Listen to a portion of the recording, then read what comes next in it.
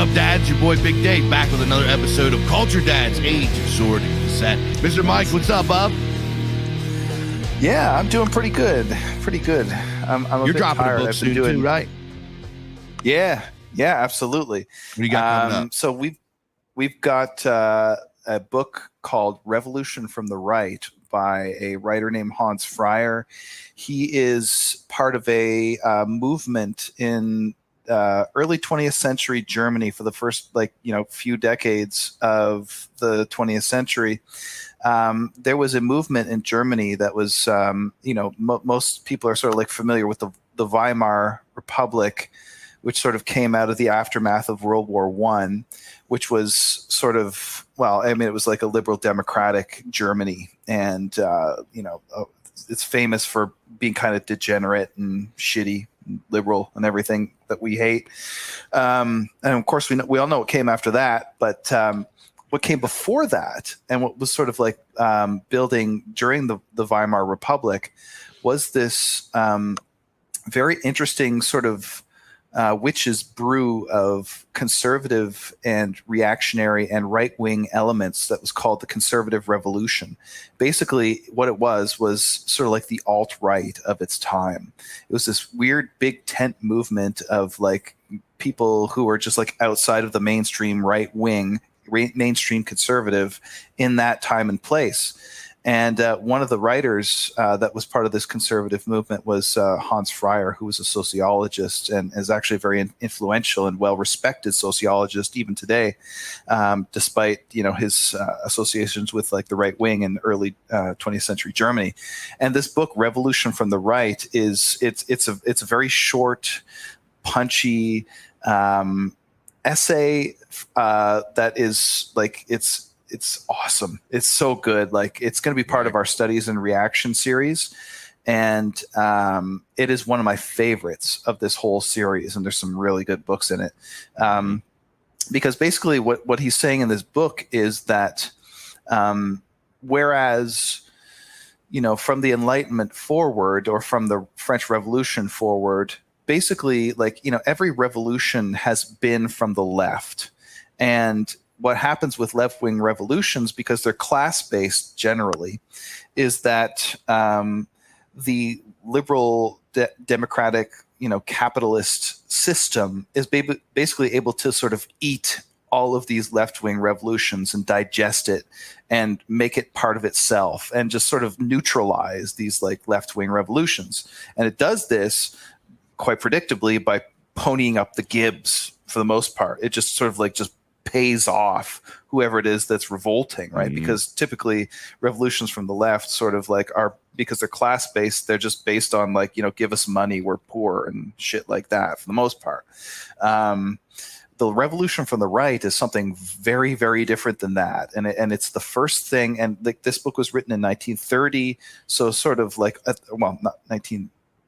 was written at the tail end of the Weimar Republic, so you can see sort of like this transition from that to what came next.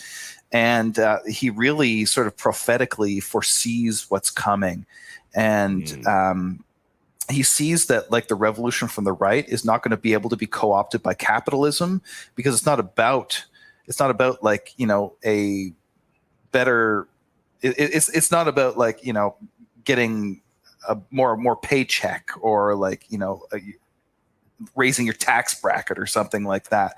It's about something very different when it's coming from the right, and it's much more dangerous to the liberal democratic system.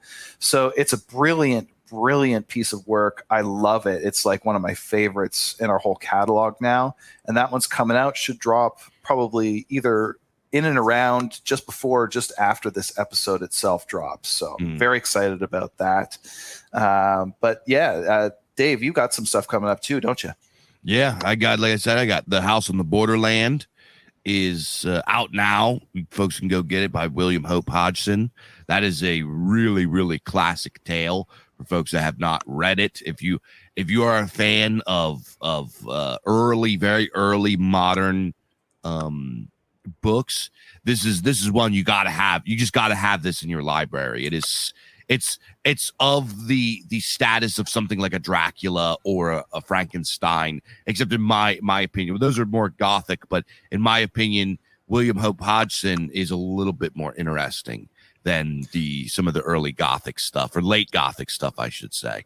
It is William Hope Hodgson he sort of brought a real supernatural psychedelic quality to storytelling. He was probably the first to write a cosmic horror tale, right? You could say The King in Yellow. You can say there's a few out there. You can kind of there's a debate that can be had, but for my money, the first true, purely cosmic horror, supernatural tale, at least in novel form, is probably The House on the Borderland from William Hope Hodgson. It came out in 1908. It's still to this day very readable. He has some other books that are also very, very good. He has one called The Nightland, but The Nightland is, while some people say it's a better book, it's a little bit of a tougher read, right? Because this was, we're not going to get into all that, but The House on the Borderland is very, very cool story. It's about these two guys in Ireland who are going fishing, and they find this like journal, and the journal was written by an old guy that went into this house, that lived in this cottage. He was kind of a recluse, and as he spends time in this house, things just get really weird. Time starts getting mixed up. This is like the first time we see an author kind of experimenting with time, right? Experimenting with ideas of like sanity, and really, instead of Gothic horror, which was very much everything was a I guess you could say an allegory for something involved with religious themes or moral themes or something like that. This was very much about mood and atmosphere, and it was just a completely bizarre story. There's weird pig men that come out of nowhere. The guy goes nuts. It's such a good story. And you guys out there that, like I said, that like the moderns, early modern literature, there's a whole breadth of cool modern stuff that most people don't know about and don't really give a chance, and it's a shame, because within the modern era of art and literature and everything, while we tend to like use this word modern as just like a pejorative now, and it can be a pejorative, and there are critiques to levy against modernism, period. But here's the deal: is that within modernity, within modernism as an epoch of art and literature and creation, it's just like every other epoch. Every other epoch, doesn't matter where you go, is going to contain a lot of really gay stuff and then a lot of really awesome stuff. It's just the way that it is. Every meaningful change, every meaningful shift in society and politics in the world, in time, in technology, and whatever, every time there's a meaningful shift or change or progression to a new epoch, that within the confines of that change contains both the most retarded and then the most based.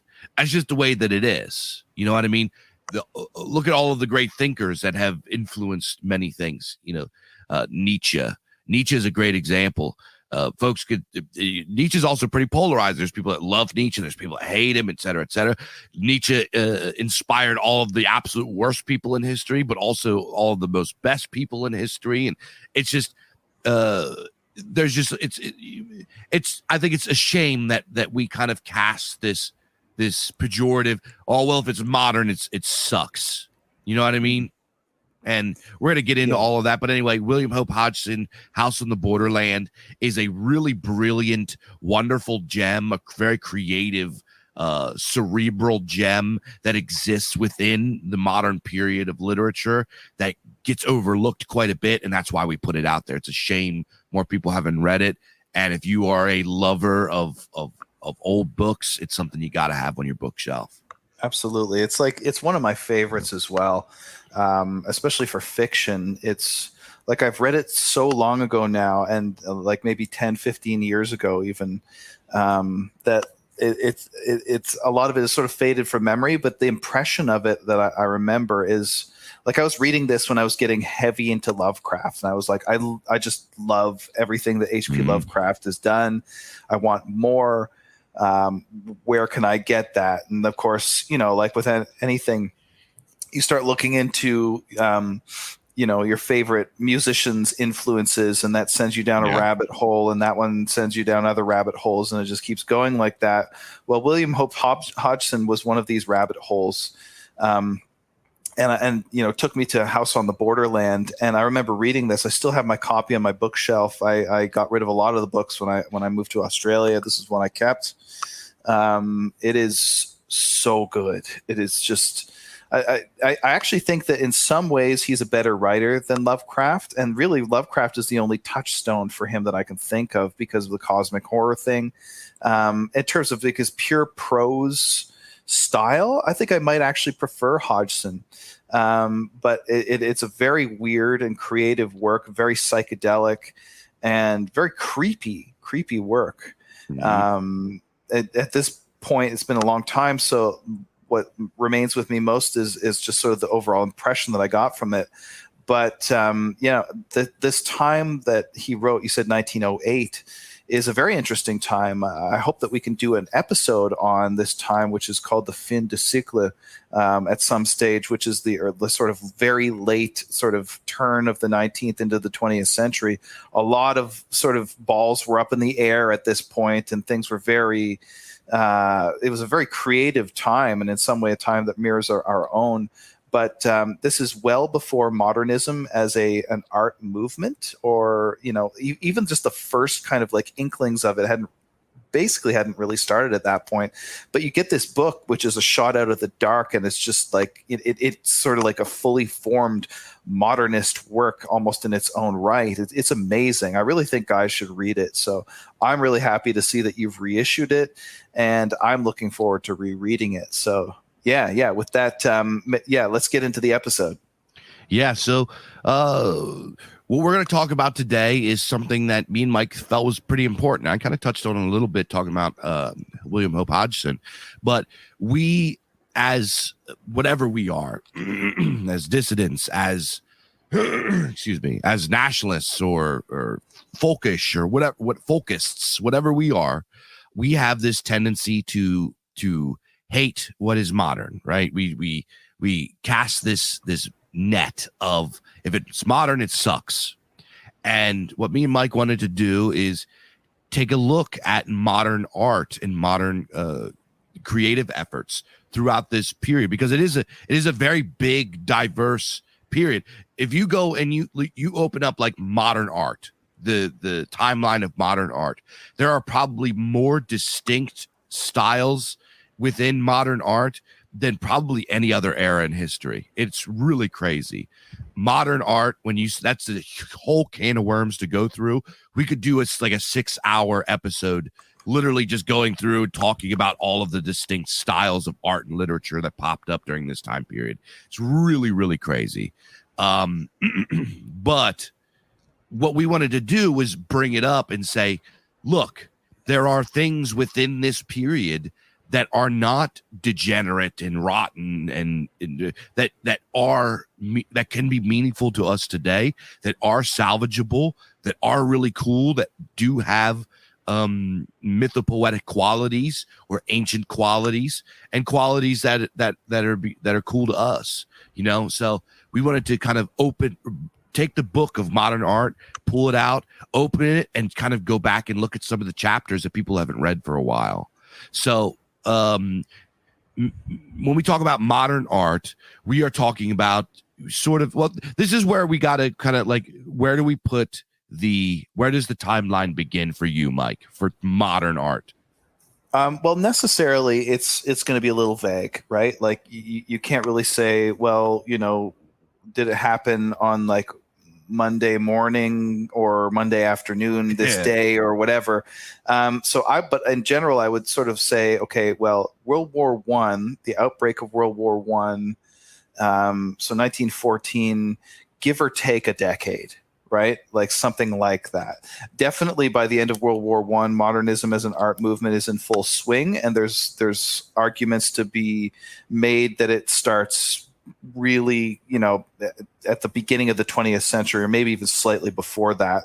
But yeah, I think World War I is a generally good sort of time to locate the beginning of modern art, and in some sense, modernist art.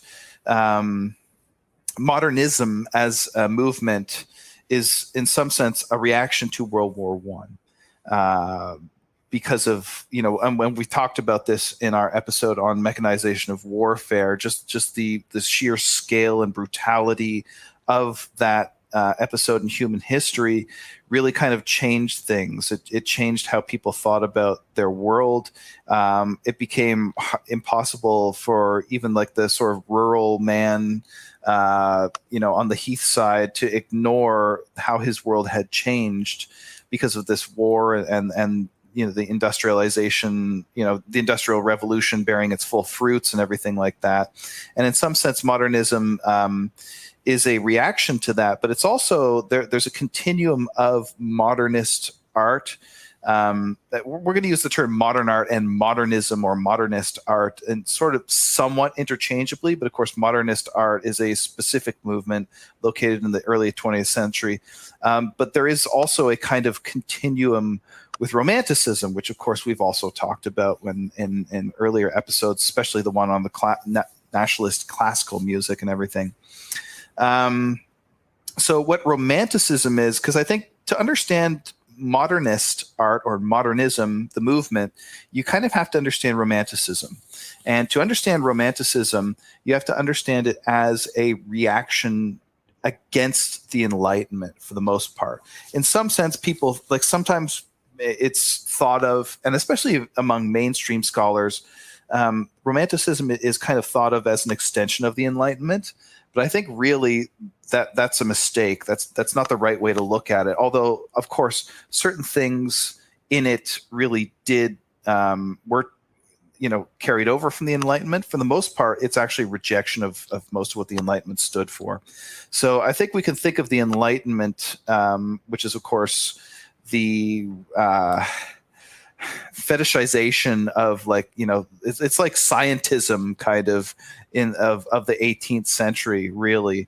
The Enlightenment, and it's sort of an excuse for revolution. The Enlightenment was really a left-wing movement, I think. It's very hard to see it as anything else. It was about entropy, so like breaking down barriers and, out with the old, in with the new kind of thing. It was also about like transcending man's sort of like thrownness or fixed. It was about transcending tradition, basically, and setting the abstract individual up as the epistemic and moral authority par excellence. And of course, it's about abstraction as well.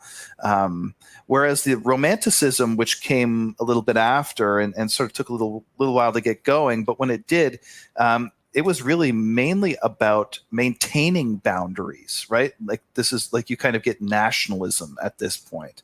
Although nationalism, of course, in some sense, also has roots in the Enlightenment as well.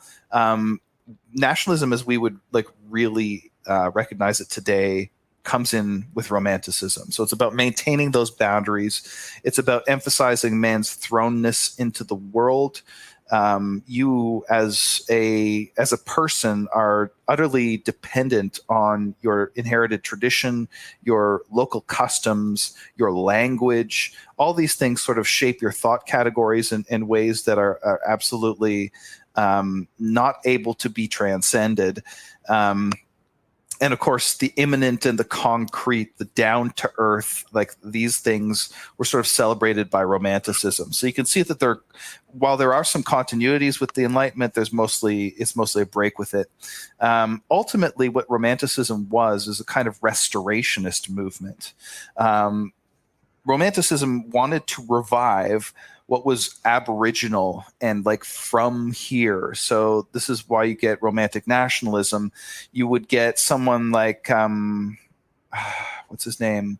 I forget the name of the author, but there was this forgery or this hoax of an author that claimed to have found a like Celtic or like Gaelic bard named Ossian, and transcribed these like Gaelic songs from like peasants and everything. This was in the Romantic era. Ossian was the name of supposedly like this like Gaelic Homer that this guy had discovered in the songs of the peasantry in Ireland and parts of the British Isles and everything. And of course, it turned out to be a forgery. It was actually quite a brilliant forgery of this guy, basically like writing original material, probably influenced by like some traditional material, but the idea was that he basically tried to retcon all of to insert his own work into this like ancient past, right? The idea was to revive the original sort of native stock and in this case, to sort of insert something into it. But that's the idea. The idea is to go back to the beginning, to go back to the roots. That's what Romanticism is really about. It's a restorationist movement. And to this end, Romanticism has a kind of irrationalism about it. I don't like that term irrationalism. I think it actually sort of sells things short. It's really about the pre-rational or what's kind of, what it is that is in place already before reasoning even gets going. That's another rant for another time. Modernism continues this, and here we get to modernism. Modernism continues this pre-rational emphasis, this pre-rational strain. So like Romanticism, when modernism comes in at the beginning of the 20th century, and if you want a really good background on like exactly what was going on at this time, again, it's a fascinating time. I wrote a historical background to our release of George Sorel's Reflections on Violence, where I basically sort of like get you up to speed to this point, because that's the time that book was written as well. At this time, there was a lot of sort of like quote unquote irrationalism in the air. It was a fascinating time. Lots of cool stuff was happening. So at this time, like Romanticism, modernism rejects rationality as a secure basis for our social life. It kind of sees rationalism as superficial, and you can understand it because the Enlightenment held out this promise of man as a rational animal. And then over the course of the 19th century, we find with all the revolutions and wars and Napoleon and bloodshed and everything, that turns out man's not a rational animal at all. It turns out that he's bloodthirsty and, very narrow in his horizons and everything like that. Romantic irrationalist, modernism carries over this irrationalism from figures like Herder and Savigny and Hamann and Maistre. These romantic figures who reject, rationalism, the superficiality of rationalism, they do it philosophically. Maistre spends a lot of time brilliantly explaining in his work why rationality cannot be the basis of our life, why there's something before it, right? This is a philosophical explanation. Modernism, it also rejects this rationalism, but it does so in a much, much more immediate and pre-philosophical way. It doesn't even argue against rationalism. It just points to it, right? It's like an ostensive argument. It just points to the fruits of modernity, the fruits of this like rational, Enlightenment worldview. And it says, look at the fruits of the Enlightenment. Look at the fruits of the scientific revolution. Look at the fruits of the Industrial Revolution. It wants to hold up in front of your face the speed, the violence, the ugliness and brutality of the modern world, and to force you to look at it and not flinch at it, right? And so, like a good Greek tragedy, modernism as a movement, it wants to look the terrible square in the face and trying to find a catharsis out of that. So in this sense, I was on a stream with Academic Agent and one of our now authors, Alexander Adams, where we talked about modern art a little bit, and I said that modernism is a continuation of Romanticism by other means. And I really think that that's the way to look at it. It really is. I want to emphasize that continuity between the two. Romanticism is a kind of restoration, but where the two sort of part ways is that modernism says, no, this restoration is utopian, it's escapist. Ultimately, it's a kind of immature fantasy. We're not there. You're not going to go back. And what modernism says is that you need to lean into the moment. You need to lean into the here and now. You need to lean into the future. So ultimately, I think modernism is a kind of accelerationist movement. It has sympathies with the Romantics, but it kind of wants to achieve the like romantic aesthetic goals by other means. And I think like for people who listen to this podcast, have listened to it for several episodes now, and are familiar with the Odinic and Tyrrhic, we could say that Romanticism is a really interesting blend of the Odinic and the Tyrrhic. It wants to it's very dark and searching and it's kind of dangerous in a way, but it's also Tyrrhic in that it wants to return, it wants to go back, it wants to look to the past. Modernism is very much more strongly Odinic, and this is kind of what makes it too much, even for some of our guys, especially the trads. Yeah.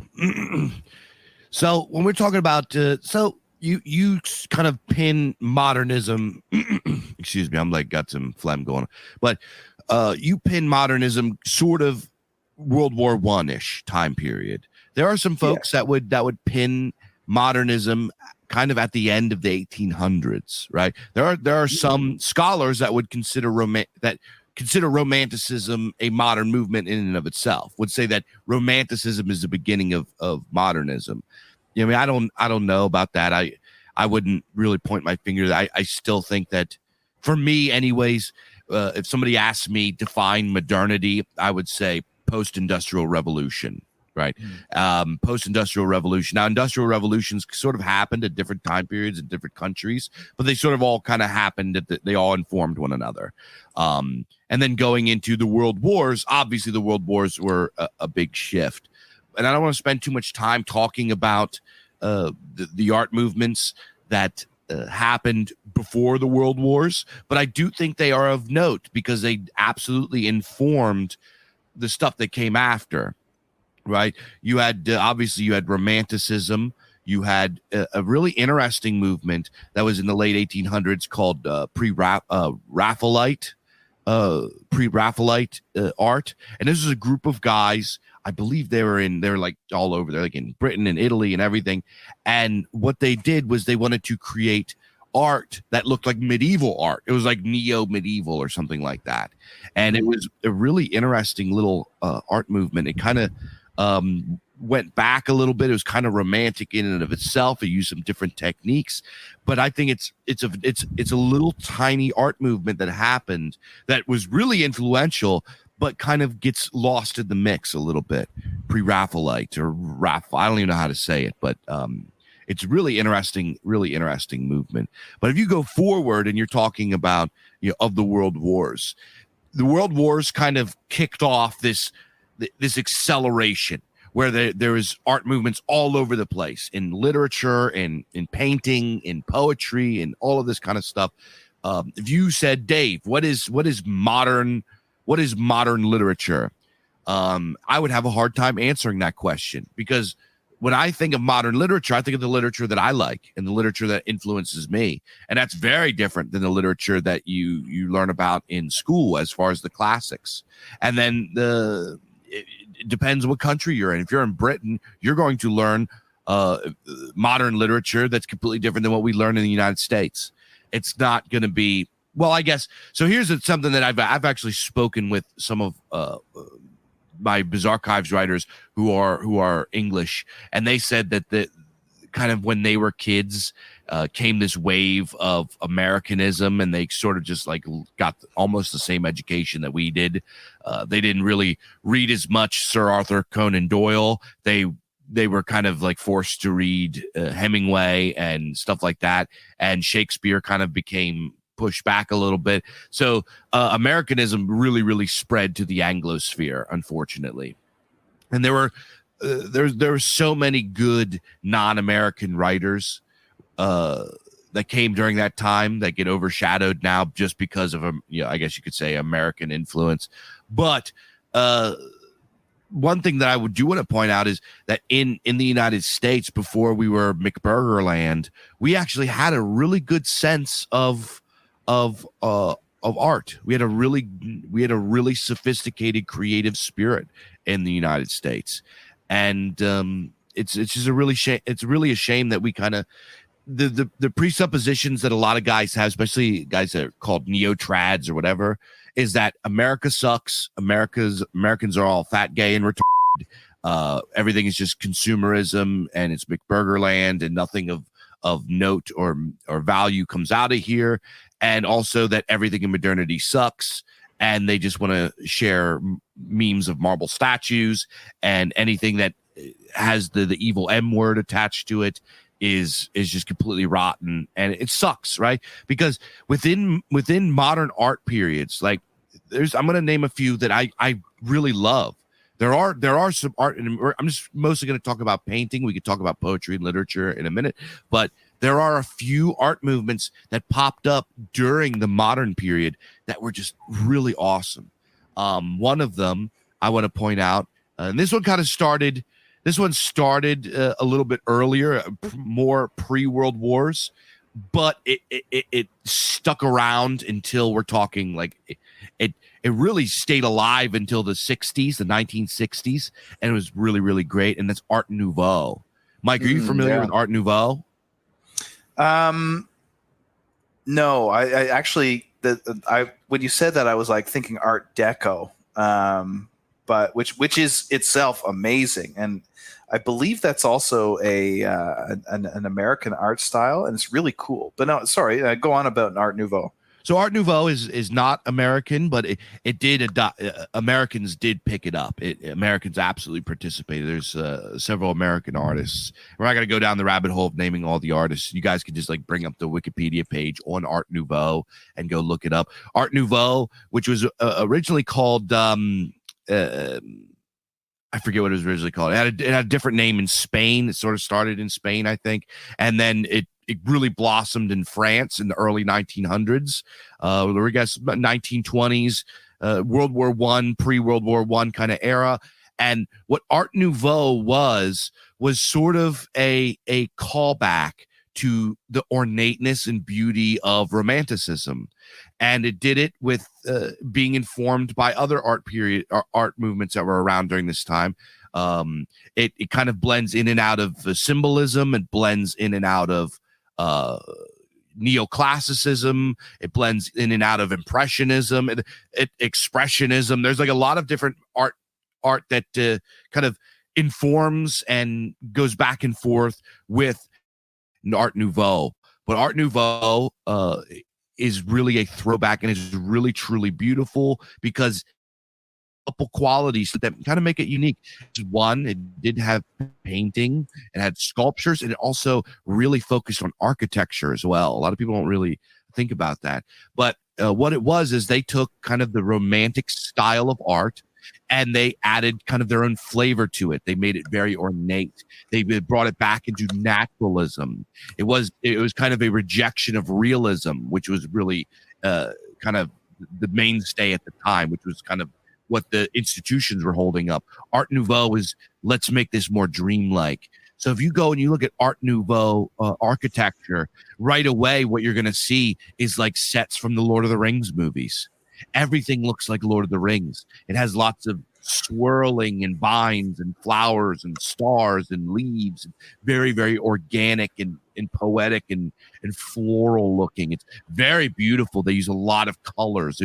It kind of where realism is very focused on, like it's called realism, where you have sometimes very pale, drab colors. It's kind of mundane. There's not really a designated color palette to it because they're trying to paint what they see in real life. Real life doesn't have a designed color palette, right? If you have a coffee mug next to a cabinet with a basket of fruit, you're not like thinking of what color palette to put in your house when you like put down fruit in a basket. You know what I mean? With Art Nouveau, they very much did do this, and they did a lot of very bold, vibrant, beautiful colors, lots of earth tones, but also lots of pinks and purples and reds and stuff like that. They did. They even went as far as like making things like various things for how like lamps and tables, and they did a lot of woodworking. There's a lot of sculpture, and it was all over the place, and it was gorgeous and very, very cool. And I would actually say within our spheres, I see a lot of Art Nouveau flavor on a young lady named Emma Lucy Shaw. That's kind of absolutely. Spheres. You go look at her art. Now it's not completely Art Nouveau, but you could see it's like a folky, psychedelic Art Nouveau informed kind of style that I love her painting. Once I get up the money, I'm going to buy one of her paintings, right? Like the real one, not just a print. I absolutely adore her style, but it is very, very Art Nouveau. So folks, and also you hear that to Art Nouveau and you think it's going to be something kind of and pretentious. It's not. It's beautiful. It's folky. It's I guess you could say it's like weird. It's weird and it's mythopoetic, and I adore it. So within modernism, we get these kinds of you see the mythopoetic qualities. The Art Nouveau artists, they were painting goddesses and people from myth and heroes, and also they put in just like they would have like beautiful women with obviously ancient style garb, and they also like had this flavor of illuminated script where there's like kind of these really ornate I guess illuminations around people and designs in the back. It was very cool. It had flavors of medieval Europe and also of ancient Rome and Greece, but it was also new. Art Nouveau was based, and it kind of like it kind of feels like if we lived in Lord of the, like if we lived in Middle Earth as Peter Jackson like makes it in his movies and it stayed alive to today, I feel like that's what Art Nouveau would be like. So that's one little movement within modernism that I think is still viable and deserves respect, and we should look into it. You know what I mean? Yeah, for sure. I had a quick look at that while you were talking about it, and I absolutely recognize this style. It's very like if you look it up, you'll recognize it too, especially if you're like me and you like old books, because if you're looking for say like folk tales and everything, if you're looking at the like late 19th, early 20th century collections of folk tales. The Art Nouveau is the house style of illustration for that sort of thing, and actually, a lot of like what you a lot of what you see in general in terms of art style for like old books, like if you're looking up on like archive.org and things like that. Art Nouveau is very strong. You see a lot of it. And it's very like early 20th century, like the first couple of decades of the 20th century. It's got its own flavor, and it's beautiful, and it's uncanny in some ways. It's a little bit weird, and I love that. I'd absolutely love that. And I think the weirdness of it, it's not like truly weird, like the way that like Lovecraft's writing is weird, or the art of Beksinski is weird, but it's got something else going on. It's got a little bit of uncanniness there that is unsettling, I think, to some of the like as you say neo-trads, people who are sort of like overly Tyrrhic in their like aesthetic preferences and everything. I mean, the type, the kind of person that says like all modern art sucks, and by modern art they mean everything in the last 150 years sucks and is left wing.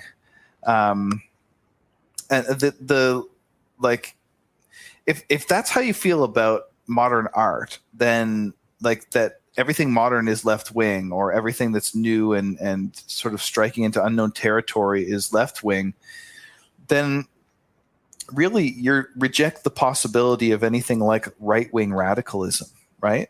In which case, like, there's really not any place for you here, you know what I mean, in this thing of ours or whatever. But this idea that like the right is whatever is for the status quo is kind of a retarded take. Let's be honest. I think it's retarded because it means that like what's left wing eventually becomes right wing just by virtue of time passing, which is kind of ridiculous. It's a real conservative take. So, I mean, I think we need to accept, like, you know, if we're going to be real about it, that the right can, in fact, be against the status quo. And this means that this idea that beauty is and only is the classical ideal, it has to go. Like, this just, it's kind of ridiculous, right? But there's a lot of that. And I mean, there's nothing wrong. There's nothing wrong with appreciating classical art, classical beauty, classical sculpture, and all of that. But the fact is that does not exhaust all possibilities, all aesthetic possibilities, especially today. Because and you know, you don't have to be a progressive to think that like maybe some things have happened since 250 BC that are great, right? Like I'm going to make the case a bit later that actually modernism is a kind of primitivism. But before going into that, there are some beautiful art movements in the like second half of the 19th century and on. Another one that I think is worth talking about a little bit is Impressionism, because this kind of is in some ways a bridge towards modernism. You think of painters like Monet, where they break from the realistic depiction of scenes and everything like that. I think Van Gogh is also an impressionist, but I'm not 100% sure. Visual art is not my strong point, but this is definitely like Impressionism is something worth looking at again, because the break with if not perspective, then the depiction of realism, it's really the break with realistic depiction, is something that is echoed in other media as well. You get it in poetry, which is especially with like in the modernist, like, you know, the compression of modernist poetry and the elusiveness and everything like that. You also get it in music as well. And we'll talk a bit about music, I'm sure, in a little bit. But this sort of like move away from realistic depiction towards something that collapses perspective, that literally blurs the lines of depiction on the canvas or on the page. This is all part of like a move towards modernism, right? It's part of a move away from just the prosaic like depiction of things as they are, even though, you know, modernism later on starts to hold up, you know, like I say, speed and violence and all the realities of our world. It does so in a way that's stylized. It does so in a way that's aesthetic. It's not just like pushing ugliness into your face for its own sake, although there is some of that. There is some of that in things like Dada and other anti-art movements and whatnot that have their own sort of, you know, appeal in some ways. But what modernism is doing in this sense is it's really trying to make a break with this classical ideal of, like, you know, foreshortening and realistic perspective. It's trying to see things from a new perspective, but at the same time, it's not a total rejection of the past necessarily. But yeah, another thing I wanted to mention as well, because Dave, you mentioned you know, the idea that Americans have a part to play here and a contribution that they've made. Probably my favorite novel of the 20th or of the 19th century, and that's a big, you know, the 19th century is for me basically the highlight of it's the high point of Western civilization in terms of its aesthetic output, and especially of its intellectual output. Probably my favorite novel of that century is Moby Dick by Mhm. Melville. It's such a brilliant piece of writing. I remember first encountering it and then like just devouring it and then rereading it. It's just so unbelievable, kaleidoscopic. It's a massive novel. The writing is beautiful. The story is mythopoetic. It has many like resonances with Shakespeare and the Bible and all of these things, that are so deeply entwined with our history and our folkhood and everything. And it is an absolute epic tale. Of course, it's the tale of revenge against the white whale, against all that. It's a man driven to madness in his desire to take revenge against nature itself, right? It's so fucking epic. The idea that Americans can't produce anything of value in art is just absolutely retarded. There's some amazing American art, some fantastic American poetry in the 19th century. And I mean, of course, America did in the 20th century sort of I guess lose some of its cultural vitality, but of course, what didn't? Yeah. What country didn't? Yeah. Especially in the later 20th century. But yeah, In I the just wanted to mention domains that. of, I was just going to say, in the domains of literature, dude, American writers were like considered like the best. I don't know. Yeah, I mean, I don't want to say that they are the best because there are so many writers, especially in the Anglosphere, that I would say, and that's pretty much the Anglosphere is all I'm really familiar with as far as literature goes, because I can't read Italian and German and all these other languages. I just French. I don't speak those languages. I can't read it, so I can't speak to who was great from those spheres. But as far as the Anglosphere, dude, the American writers, you're talking. I'm pretty sure T.S. Eliot was an American, right? You got you got so many great Americans that came out during this time period. Pretty much all of my favorite weird authors are all American. We mentioned Lovecraft, Robert E. Howard, Clark Ashton Smith, Seabury Quinn. All of these guys were Americans. Now they were influenced by some British authors like Arthur Machen and so on and so forth. But dude, in and around this time, in the 19th and early 20th century, dude, we were great. We made beautiful, wonderful, imaginative art.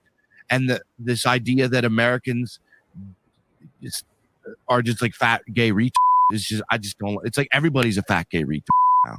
I just don't think it's fair to do that. I'm not saying, I'm not trying to be a pussy about it, but it's true, and then also when we're talking about modern art and literature, there were just like so many wonderful authors that got influenced by modern art, period. Right. There's one thing like J.R.R. Tolkien. Tolkien was fantastic, and I love Tolkien. And he gets a little bit lifted up on a pedestal, and he becomes like a sacred cow, and like nobody gives love to guys like Lord Dunsany or the Robert E. Howard or the other fantasy authors that were big during that. And there's another thing I want to talk about: fantasy art. Fantasy art doesn't even, if you open like a Wikipedia page for modern art, they don't even say fantasy art. They will list the most obscure, retarded little art movements that happened in like the 60s and the 80s and in the 2010 or whatever, but they won't say fantasy art, which was like hugely influential. Frank Frazetta. I mean, how can you have like modern art? Talk about modern art, have a Wikipedia page, modern art, and not name the genre that Frank Frazetta was in. Frank Frazetta stands pound for pound with all of the great artists throughout all of history. The guy was an absolute just legend. You know what I mean? That drives me nuts. I am a stan for Frank Frazetta. I will scream from the rooftops that this guy deserves to get mentioned, but he doesn't, because fantasy, despite it being a legitimate art form. Excuse me, I'm fighting a cold. Despite it being a legitimate art form with its own legitimate qualities and the artists within it having their continuity of technique among them, and there's nothing to disqualify them from being a legitimate art movement, and they never get mentioned. It drives me nuts. It's Oh, crazy. I'll tell you why they don't get mentioned. What disqualifies them? It's because fantasy art and everything is taken to be a male power fantasy, Oh, and God. and that's just gay. So that's the reason. And fuck that. That's retarded. But, yeah. Yeah, no, I absolutely agree, and there's so much good stuff going on, even in like the latter half of the 20th century and everything. Yeah. So, sorry, I just had to interject with that No, about it's all good. Frazetta. I kind of went off on a tangent, but like let's talk about Tolkien. Let's talk about Arthur Machen. Let's talk about Clark Ashton Smith. Let's talk about guys like T.S. Eliot. Let's talk about guys like Oscar Wilde. You could bring in here. You could bring. There's like a lot of guys you could bring in that were directly influenced by symbolism, the art movement of symbolism. Mike, are you familiar with symbolism? Yeah. What's your take on symbolism? So it's quite interesting, actually. This is a very compressed sort of mode of expression and everything. You mentioned T.S. Eliot. He's a very interesting figure in his own right, and you also mentioned him as an American author. He wasn't, of course, an American, but I think he eventually became a naturalized British citizen because he was such an Anglophile. Like he ended up like speaking with a British accent and everything like that. But he certainly did have a very interesting trajectory, and he always retains some of his Americanness. Another American that, of course, deserves mention in the same breath is Ezra Pound, who is very much comes off as much more of an American, actually. These are important figures in the early 20th century literary scene. Ezra Pound was a wonderful, wonderful poet in his own right, but in some ways gets overshadowed by just basically being someone who helps cultivate others in terms of their output and everything like that. Ezra Pound was also involved in a very interesting movement kind of at the very beginning of the 20th century, right around the same time as like William Hope Hodgson would have been writing, something called Imagism, which is actually, I think, a fantastic poetic movement. Basically what Imagism is trying to do is it's trying to compress as far as you possibly can poetic expression. And it actually takes a lot of influence from Japanese poetry and haiku and things like that are very spare, very stripped down, very short poems, very abstract, and very much like really just trying to get things. Like we included one of these imagistic poems in the Imperium Anthology of English Verse by Ezra Pound, and it is one of his, like, it's 2 lines long. You know what I mean? But it's such a striking image. Petals on a wet black bough. It's called In the Station of the Metro. It's amazing. But yeah, this compression, this economy of expression is really a big part of what characterizes modernism as and symbolism as well, as a like mode of expression. Another important person to mention in the development of modernism is W.B. Yeats, who is an Irish poet that sort of began as a sort of like nationalist Irishman, but like who wrote in English and was sort of looking for an authentic mode of expression that would allow him to sort of express his Irish nationalism. But eventually ended up sort of like just modernizing himself, and his search for that like authentic mode of expression sort of like moved him beyond, and this is in like the very early 20th century as well, moved him kind of beyond like the romantic, his roots in like romantic nationalism, into something that was very much more modern. And like there's all these things sort of floating around at the same time. We could talk about James Joyce, who is he's a very interesting figure. Of course, Ulysses, his book, which is it was written, or at least published in 1922, is taken to be, it very regularly tops the list of like best books of the 20th century, and it's taken to be perhaps the cardinal modernist work of literature. I feel two ways about Ulysses and James Joyce in general. The first thing to say about Joyce is that he is monumentally, titanically brilliant as a writer. He does it all. He can do beautiful emotive expression. He can do wonderful, like, poetic. He has very lyrical passages in some of his books, including Ulysses, but especially his earlier works. But he also can do crazy shit too. Like he does like a lot of weird, like, multi-level puns and like hilarious, just weird stuff that like is very experimental. There's like one chapter in Ulysses that like begins and speaking in a very much more archaic idiom, and then it's sort of like, it just, over the course of the chapter, it sort of becomes more and more modern until it reaches like the modern era.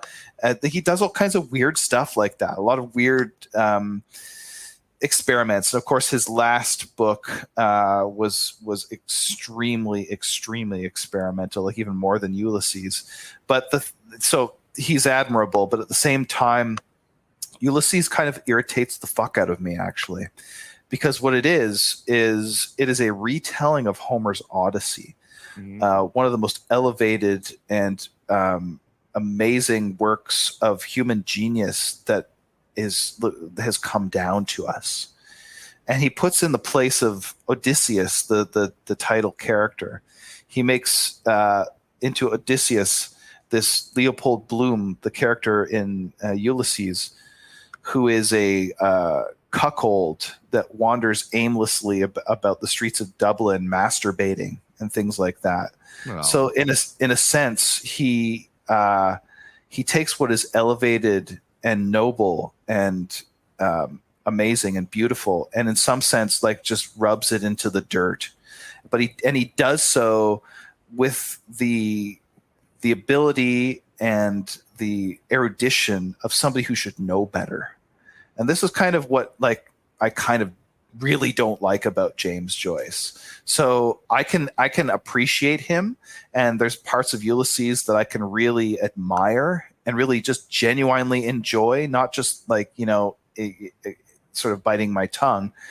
But it's anything but a, I can't accept it wholesale. You know what I mean? Kind of thing. And in some sense, I guess that is a condensed version of modernism itself, right? It's amazing. I think as a whole, it is a vital movement that we need to embrace, that we need to understand. But there's some fucking garbage, and we should not ignore that either, because otherwise we'd be making the opposite mistake of the neo-trads. Yeah, absolutely. Yeah, modernism certainly has tons of subversive crap, even going all the way back. Yeah, just because it was made before 1920 or whatever does not mean that it's not subversive. There's a Gothic novel that the Fenwick's all herald. It's called like The Monk or something. I can't remember who wrote it, but it's literally it's written in the time period of Frankenstein. It is a Gothic story, but it's like tons of homo shit in it. It's completely subversive. It sucks, right? So there's tons of subversive garbage and just filth in all time periods, to be honest. But in modernism, in the time where you had a lot of cool, beautiful, experimental things and expressive things, you also had a lot of things that were deeply retarded and ugly and subversive. So obviously we got to be balanced. We can't just say it's all bad or it's all good. We have to take a case by case. We have to have the minds of adult human males and be like, okay, this is good, this is bad. Some nuance to it, you know. Yeah, what I mean? We got to have some new. this idea, this like light switch, black and white judgment upon things of the past, to me is just very deeply retarded. The people of the past, the men of the past, especially in modern periods, were human beings. You know, I mean, they were complex. They had different influences. They had different ideas, and some of them were good. Some of them were really bad. Sometimes they had a little bit of both.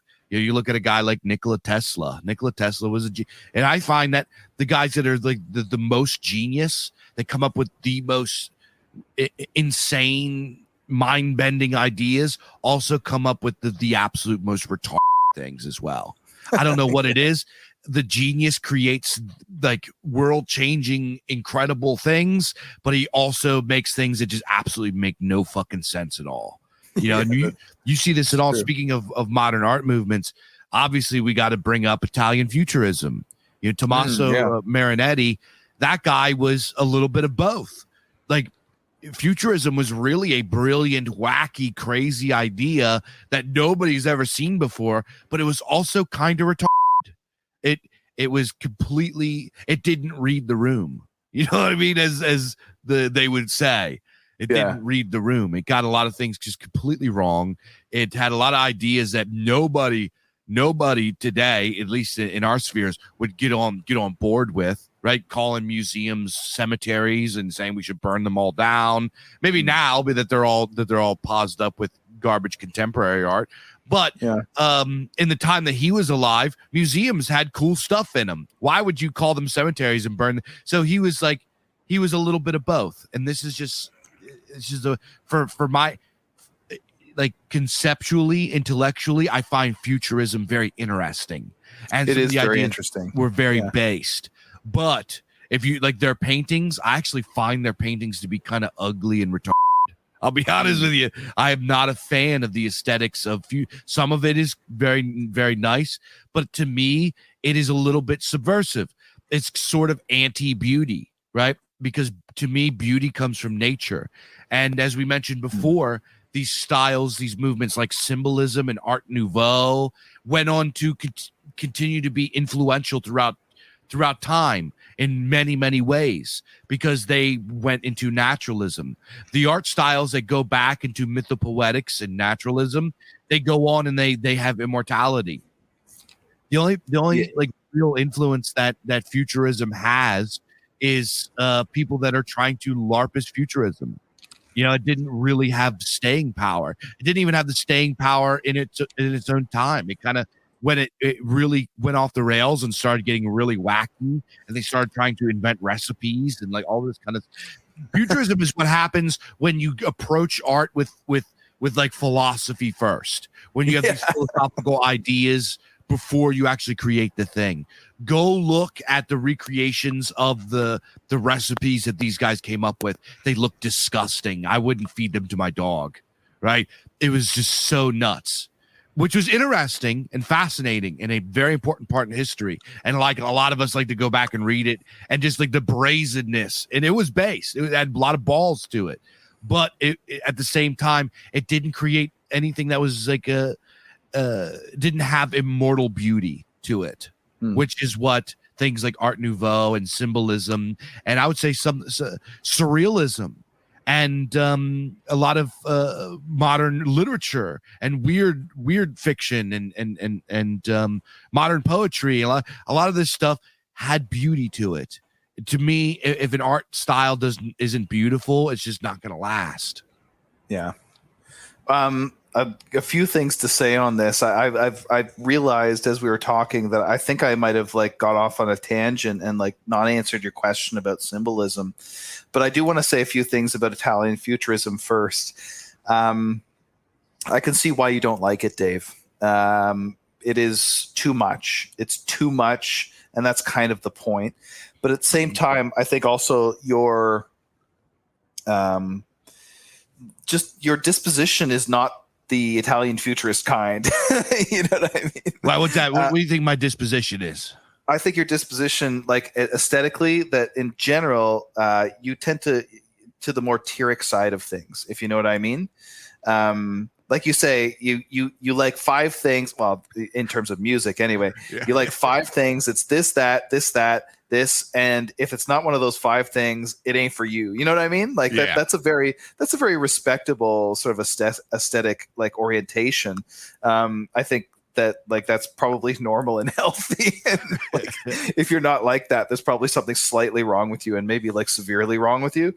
But at the same time, I do get what Italian futurism was about, and I will defend it to a point. You're right; it goes too far, and some of the stuff it does is pretty shitty. But at the same time, it's a line of thought, or it's a just like, you know, striking out in a direction that really needed to be gone into, right? And it also is bound up as well with Italian fascism, which is pretty based. It's all sort of like coming out of the same time and the same milieu and everything. What Italian futurism is doing basically is they're trying to create a sort of counter elite that is going to be able to rival the, you know, at the time in Italy especially, what was not a very healthy sort of like artistic environment. There wasn't a lot of vitality going on. Most of what was happening that was vital in that time and place was kind of like more generally on the left. And of course, you know, the left in Italy, like syndicalism and everything, eventually became fascism and sort of like moved over to the right. But what Italian futurism was doing was they were just basically saying like, fuck this like gay bourgeois sensibility of respectability and art. We are striking out in a radically new direction. And of course, some of it worked and some of it didn't. One of the interesting sort of like directions that it went was with Luigi Russolo, who is, I forget what the Italian name for it is, but it translates to the art of noises. And what this guy did was he was basically sort of just doing very experimental stuff with like audio equipment, primitive audio equipment by today's standards, because we're talking like the 1920s and everything. But he would like, you know, do weird stuff with like feedback loops and speakers and microphones and all kinds of weird stuff like that. And I actually have a recording of like one track of it, and some of it, and of course it's very noisy, as you might expect. Not particularly pleasant listening always, but it had a very important part to play in the development of electronic music and moving classical music in the 20th century towards things that, like, you know, it would culminate in stuff like Edgard Varese, who was a very important influence on Frank Zappa. Varese himself doing like tape experimentation very, very early and integrating it into classical composition and everything like that. And of course, like this, like Varese and everything that sort of goes along with that. It also ties in with something called musique concrète, which is it's a musical expression or genre or whatever you want to call it that is all about like found sound. So we're talking about like field recordings of weird stuff like industrial equipment or just like city ambiance and things like that, and setting that in a musical setting that like just it makes it into a kind of like background, but like that is, it's quite musical. And of course, this is what Varese is doing. This is what others are doing, and that eventually, through a long period of evolution, eventually becomes industrial music and some of the more extreme, like punk rock, kind of not rock, but like the punk. Like post-punk kind of stuff. So we're talking about like some of the stuff that we listened to in the post-punk episode and everything. Luigi Russolo is kind of the big bang of a lot of that kind of stuff. Like you think of Einstürzende, Neubauten, these guys that are doing things like recording themselves playing, jackhammers and industrial equipment and things like that. That really has its birth in the Italian Futurists, and that's a very important strain of music that goes forward into the 20th century and eventually becomes something quasi-mainstream with industrial music like Nine Inch Nails and Rammstein and things like that. That all sort of harkens back to the Italian Futurists. So I will sort of defend them. I do think that there is a wild, unhinged experimentalism in them that I admire and I think is really cool. But at the same time, like you say, they took it way too far. They sort of had a fetish for the future that was extremely unhealthy when taken too far.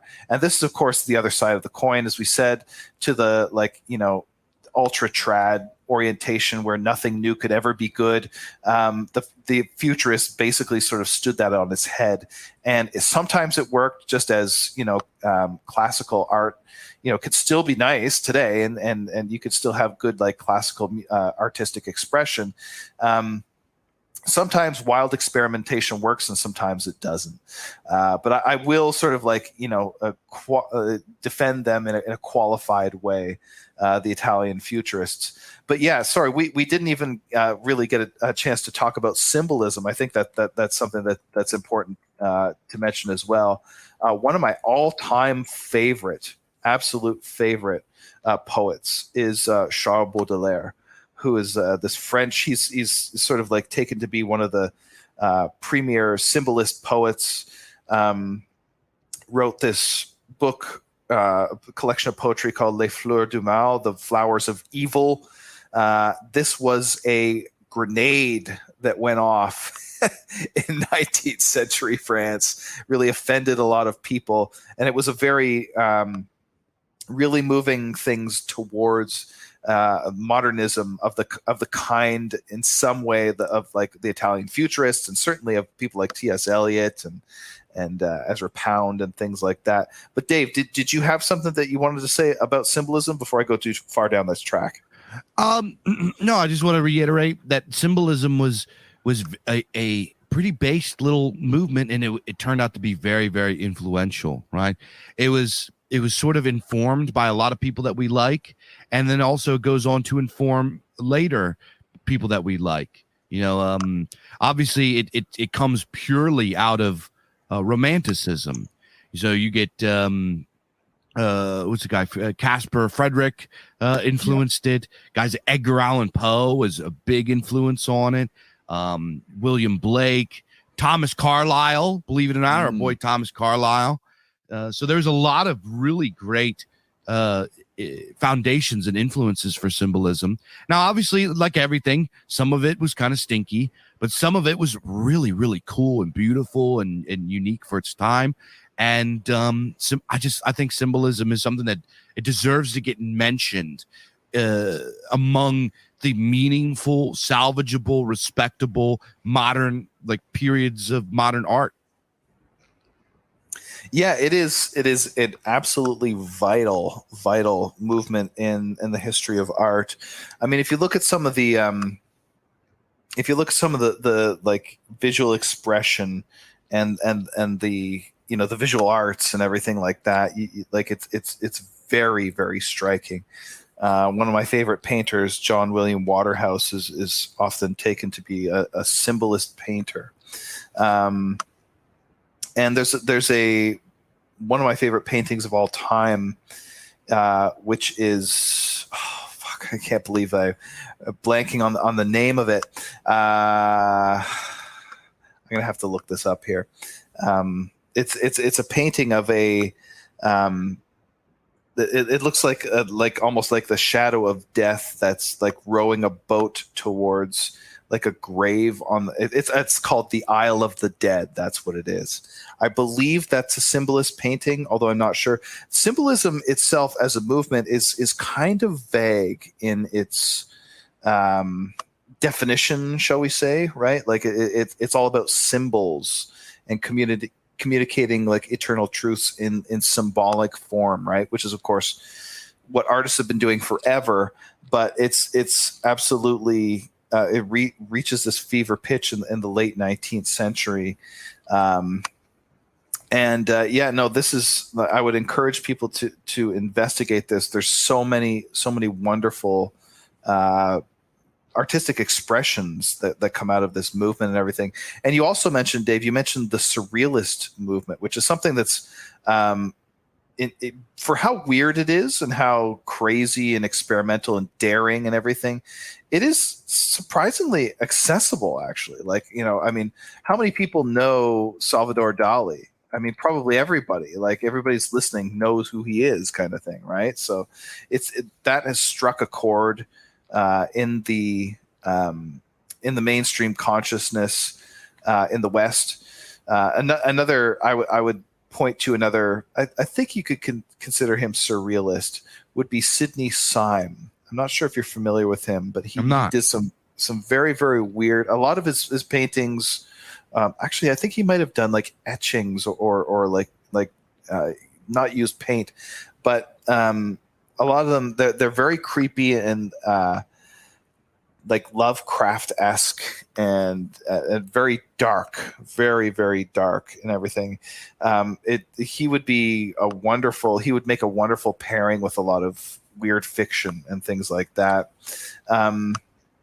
Surrealism it sort of strikes at something deep and abiding in the human soul, right? Like in terms of its just very creepy beauty that comes out of it. Like it's hard to explain like what the appeal of surrealism is. Another artist that I would point to as one of my absolute favorites. I forget what his first name is, but his last name is Beksinski. I believe that he's a Polish painter, something like that. His art is some of the creepiest and weirdest stuff that you've ever seen. Like AI art, as creepy and weird as it can be, doesn't even come close to like what this guy has going on. This like surrealism would have been absolutely alien to the classical sensibility, of proportion and form and everything like that. But yet it strikes a chord. It strikes a chord in us. And something that would have not even really made a lot of sense even 100 years before that. And there's something very Odinic about it, at the risk of sort of overusing these terms. It's striking into unknown territory. It's dark. It's penetrating. It's searching, and it's transgressive in a lot of ways as well. And in some ways, it kind of like harkens back to medieval art with the weird aperspectivity and everything like that. And of course, if we're going to talk about aperspectivity,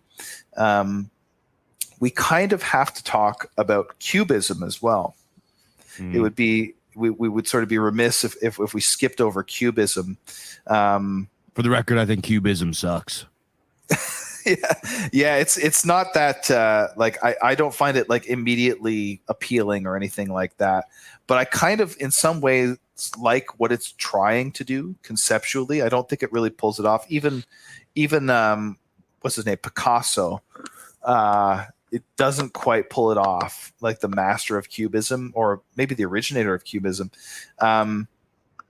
But of course, and this is where you can kind of understand where the neo-trads, shall we say, are coming from, right? Because supposedly what cubism is doing with the denial of old perspectives is giving voice to also, it goes along with the denial of old moralities and everything like that. And of course that, irks the traditional mindset. It irks the sort of like traditional orientation and disposition and everything. I don't know if this is really the way to read cubism as like transgressing and like being folded into this whole rejection of the old order, old morality, and everything like that. I don't know that that's really the way to read it. I think it would be better to think of Cubism and many, many other of these artistic movements in the the modernist camp. I mean, you don't have to like Cubism. We could talk about things like, well, the pre-Raphaelites in some ways, or we could talk about the surrealist movement with its like collapsing of perspective and very flat art that again sort of harkens back a little bit to the medieval. This collapsing of perspective, this flattened space, flattened perspective, in some ways, I think actually harkens back. It's sort of like the revival of primitivism in art. And I think that like what modernism is doing, sort of ironically in a way, as much as it's trying to push into the future and as much as it's trying to what's really trying to do at the end of the day, futurists aside, I think it's not trying so much to push into the future as it's trying to just say to us, look, we need to live in the now, basically. This time, you're thrown into the world, you're thrown into your particular country, your language, your traditions, your customs, but you're also thrown into your time, right? You can't escape that. Time itself is in some sense flattened out, I think, by modernism. That's what it's trying to do. And I think in some sense that, in a maybe overly esoteric way, we could read tradition itself as a kind of flattening of time. Because what is a ritual doing? What is a tradition doing? A ritual, one of the important things that a ritual does is it locates you within basically the eternal moment that you're going through the steps that your father went through, that his father went through, all the way back in time. In some sense, by undertaking the rites, what you're doing is you're sort of like radically participating in the life of your folk that has been done since time immemorial.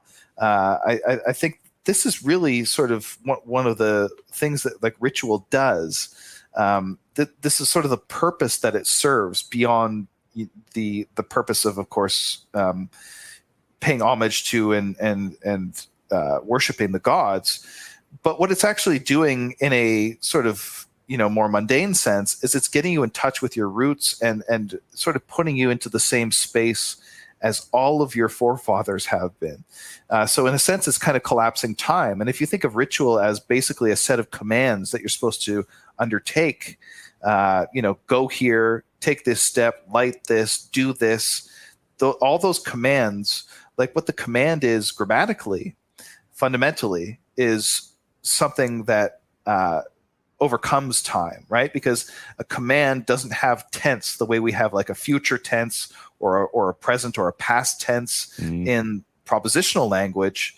That does not exist in the command. The command is do this, right? And it flattens out time. There is no tense of a command, right? So time kind of doesn't exist in the ritual sphere. Time kind of doesn't exist in a tradition. That's the idea of a tradition, is that it runs across time. And I think in some sense, when what modernism is doing is it's kind of doing the same thing. You don't get much of a sense of time, I think, with modernist art. You don't get much of a sense of space in many cases for modernist art. Of course, there are exceptions, but for the most part, what modernist art is doing is it's trying to make things flatter. It's trying to collapse perspective. It's trying to make things less realistic, more stylized. And I think what this is kind of ultimately doing is it's undoing a revolution that was done a long, long, long time ago, back in the original classical era of like the Greeks, for example. So if you look at really archaic Greek art, if you look at stuff like like primitive Greek art from the archaic period. If you look at like Egyptian art and things like that, there is no perspective there. It's just flat, flat, flat all the way through, right? Look at these like old vases from like the geometric or the archaic periods before the classical periods in the Greek art. No perspective. At some stage, the Greeks actually discovered what's called foreshortening, which is basically perspective, or this is what sculpture basically is it's realistic perspective, where you kind of are able to see things in 3 dimensions, right? So this is like a revolution. This is a revolution that like underwent in the Greek classical period in art, away from this flat, like timeless, spaceless, traditional art. So, of course, the upshot of The Ancient City, this book that so many of our guys are now familiar with, is that there was also a revolution in ideas at this time in the classical era, both in Greek and Roman life. And the revolution in art, I think, echoes that. When you get this like sense of time, the sense of space, you lose something traditional as well. So this happened all the way back in the classical era. I think what's happening now with modernist art, and what's been happening for at least a century now, maybe quite a bit more, is that we are now undoing that revolution. So we're kind of living it back in reverse, and we're kind of reverting to something more archaic. I think at the end of the day, I think what modernist art is doing is it is what Terence McKenna has called the archaic revival. It's reviving primitivism, which I actually see as a very, very good development. So, yeah. Yeah, there's like a lot of points in there that I wanted to touch on, but sorry for the long rant. No, it's good. It was great. I was listening. So, where was I going to go with this? I think what a lot of guys mess up with, especially like these neo-trad types, you mentioned about thrownness and all this kind of stuff. It's just absolutely just bizarre. It's this bizarre phenomenon. I don't know if it's ever happened in history or whatever, but it's this idea that it's like self-hate. You know what I mean? Which is really ironic because they very much parade themselves as these advocates for self-love, and these advocates of self, right? And they very much judge the modern liberal who, as you say, does not take his own side. Mm-hmm. But they themselves are not taking their own side. Whether they like it or not, they are modernists. We are modern people. We can't get away from that. Right? That's just how it is. We can't just invent a time machine and go. Even if we could invent time machines, if we went back in time, we probably wouldn't fit in very well. Yeah. You know what I mean? And this is just how it is. Every time that there's a great shift, it's a great societal shift, there is I described it as a great dam that is built, right? A great precipice that is built. And then every time a new precipice is built, those who are born on the other side, on the new side of the precipice, have a lot of trouble seeing over that to see what's in the valley before. And the problem is that every new valley that is formed after each precipice is smaller and smaller, has less land My daughter just snuck up into my studio. Nice. Give me one second. Yeah. No, that's okay. I'll filibuster here for a sec. I think that's actually a very underrated point. The idea that looking to the past, looking to the deep past, even at the expense of, like, it's okay to look to the past for inspiration. It's okay to want to restore the past, but to look to the past as something radically detached from the present is really committing that liberal sin of not taking your own side.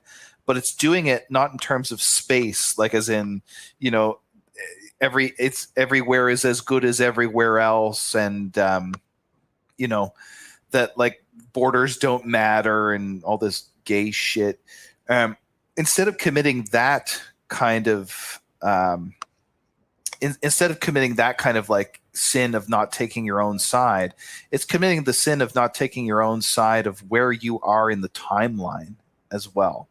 And of course, tradition is important in so far as, what I talked about before about tradition basically collapses time, but also at the same time, we do live now. We live in the place that we are now.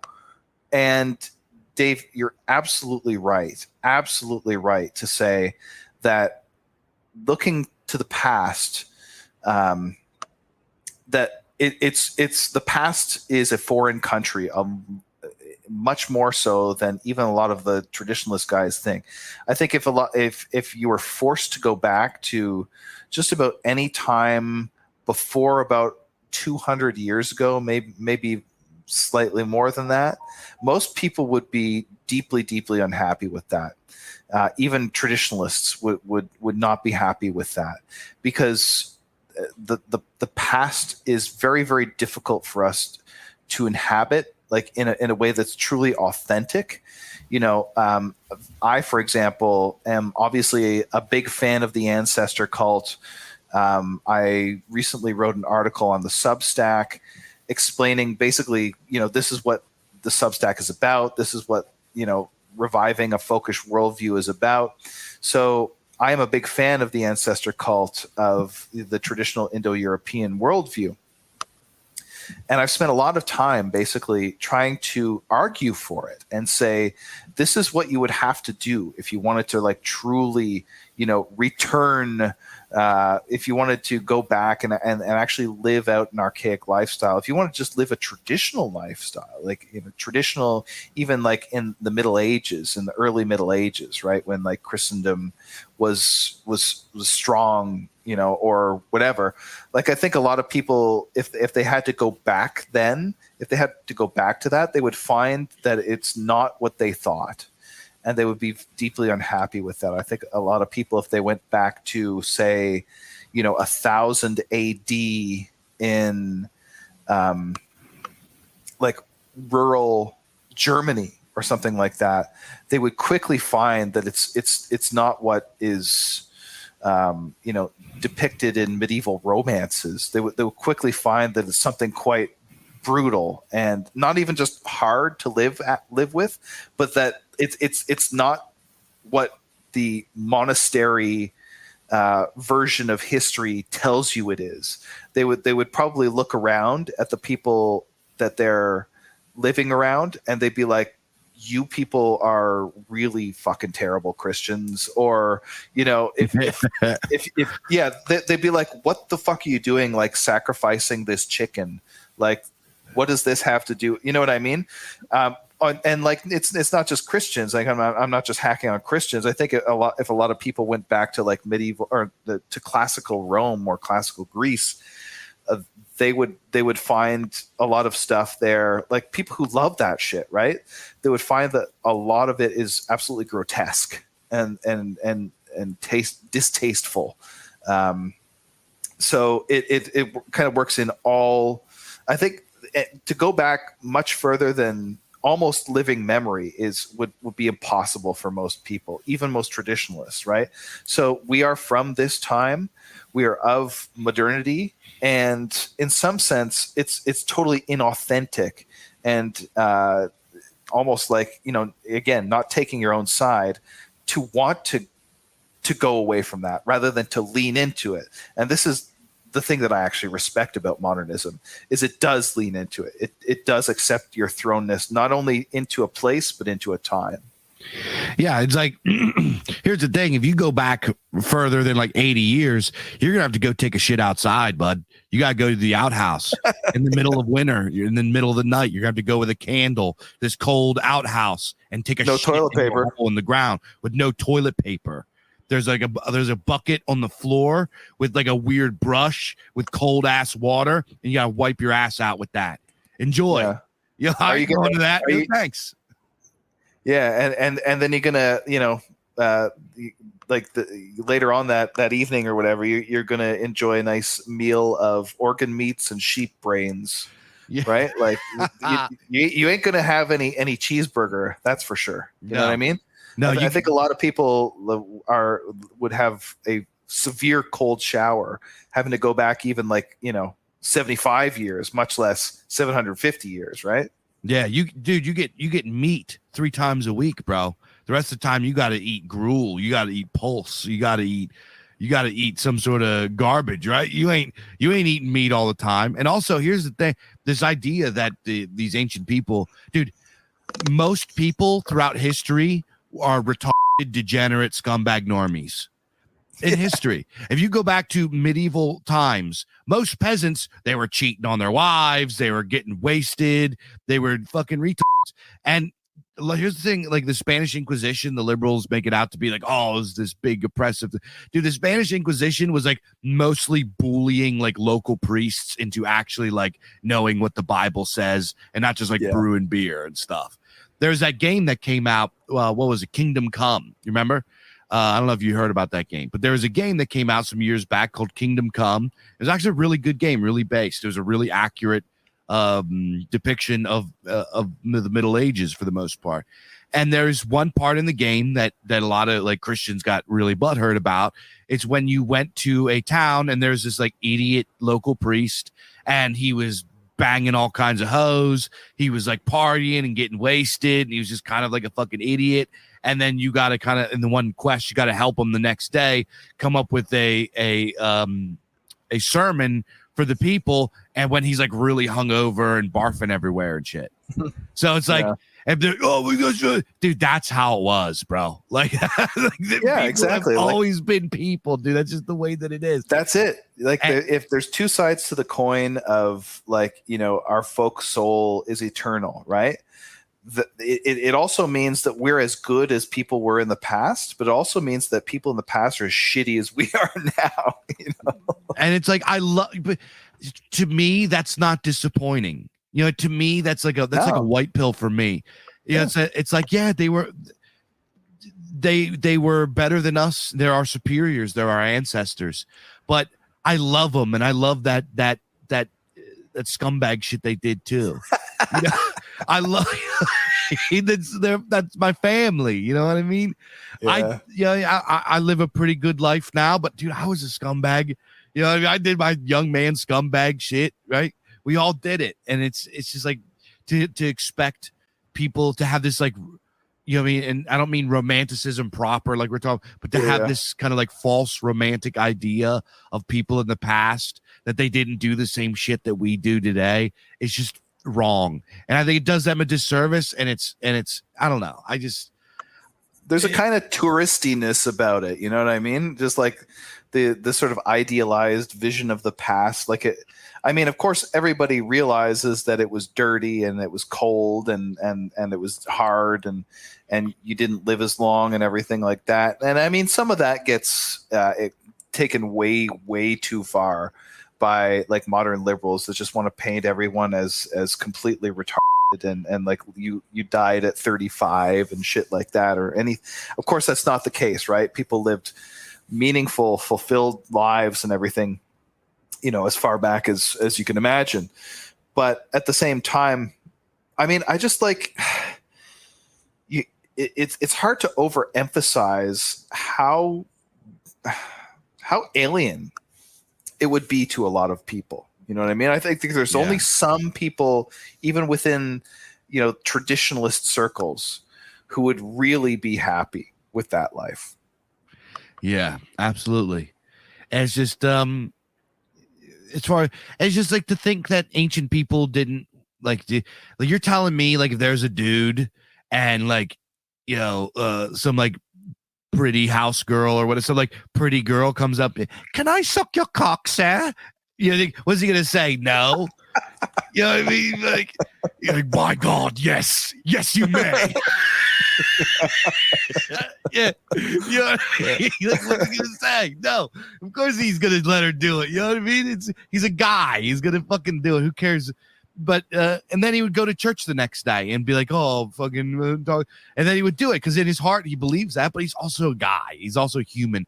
And I appreciate as I've gotten older and I've kind of, because I used to be like a neo-trad kind of, because it was like edgy. It was like my first step away from like modern hedonism, right? It was important in my development. But as I've gotten older, I've come to like respect some of the scumbag shit because it's very human. It's very human, and there's something wholesome in scumbag shit. And I'm not talking about like, you know, the extremes, the most egregious, depraved things, but just like regular everyday shit, like some guy that's supposed to be doing something, like doing work or whatever, and he just like goes with his buddies and gets wasted instead, and then has to come home. His wife yells at him or something. Like that is like, that's just guy stuff. It's like people stuff. Or some lady is, you know, your wife goes to the market. She's supposed to get something, and she ends up spending all your fucking money on some dumb shit that she liked, right? That's fucking, you know, that happened throughout all of history. It's very human, and I love that. And despite not being able to see over the precipice, and the fact that I can't really go back there, and I would probably find it kind of alien, the fact that people back then, like, probably still had a lot of the same instincts and behaviors that we do today, is like, makes me feel kinship with them, because it's very human. They're not these they are, you know, obviously as a heathen, as a pagan, I have great love for them, and I consider them my superiors. But the fact that I know that they had very human lives and experienced a lot of the same stuff that I experience today, and have a lot of the same frustrations and instincts and make the same mistakes I do today, is a white pill for me. And it feels, because it gets rid of this idea. I think having that false romantic, toxic romanticism about the past leads to this like stasis of self-hate, right? That you can never be as good as them. Everything is getting worse forever. There's no going back. We suck. Only thing in the ancient time is good, and anything new is gay. And I blame Evola for a lot of that sentiment. I do blame him for a lot of that sentiment. But to have that is like, it's like, dude, what are we gonna do if we're not as good as them ever again? Everything is shitty forever. Anything new sucks. Let's just kill ourselves and bury ourselves next to them. Let's just kill ourselves. Like, what's even the point of being alive? What's even the point of going forward? What is the motivation for going forward? You know what I mean? Why can't we have a balanced, nuanced view? Why can't we view it as, why can't we take our own side as who we are as like Western people, but also take our own side as modernists, and like admit that that despite being in this time period, we have come up with some pretty cool shit. There's some really cool stuff that has been created. You're going to sit here and you're going to tell me to my face that Lord of the Rings is not based. You're going to sit here, tell me to my face that like all the awesome music that we like today is not based. And that people of ancient times, well, I've said this a million times, dude, if you took the greats of the ancient world, of the medieval world, and you put them here today and you showed them our favorite shit, the most coolest, awesome, most based shit that we have come up with, music, literature, art, painting, whatever the fuck, movies, if you showed that to them, I would bet money, every dollar to my name, that they would be like, this stuff is fucking cool. We're proud of you guys. Yeah, they would be proud sure. of us. And the fact it drives me nuts, because I'm somebody that, you know, I mean, I love the past. I'm an ancestor worshiper. Literally, it's literally in my faith to do that. I believe that 100%. But I also am somebody that is looking forward too. You know what I mean? And if we don't have this idea of we have the power to create beautiful, meaningful things. If we don't have that in our hearts and really believe that, then there's literally no reason to do any of the things that we're doing. We might as well just die if we don't have that, in my opinion. For sure, yeah. You might as well just pack it up and just go home and catch the fucking game on TV, right? Which is what a lot of people do. You know, even ones that like understand that modernity sucks and everything. But yeah, I just want to echo the point that you said there about how if you transported someone from archaic times to our times and show them some of our best art, like, look, if you transported a Greek from the archaic period to 2023 or whatever, and you had him read Blood Meridian by Cormac McCarthy, he would say that's fucking based. You know, he'd say like that. He would say like that's like Homer shit. You know, that's like fucking Homer tier shit right there. And it is. It's amazing. And the thing that like the sort of tourist trad sentiment kind of forgets sometimes is that everything, like, you know, that we basically have what's called selection bias in history, right? All of the shit that like sucked ass hasn't survived, and all the shit that was amazing has. So when we look back in the past, and especially when we look back, you know, the further back we look, the more of that like dreck, the more of that like dross and like shit has been like washed away, and all you get is the really good stuff, right? So it makes it look like everything old, like the older it is, the better it is. And this is what I call the Hesiodic view of history, right? And so like you're right to sort of like look at Evola as one of the like the real serious, like, you know, sort of just lamenting the decline or whatever, right? But that shit's actually even old too.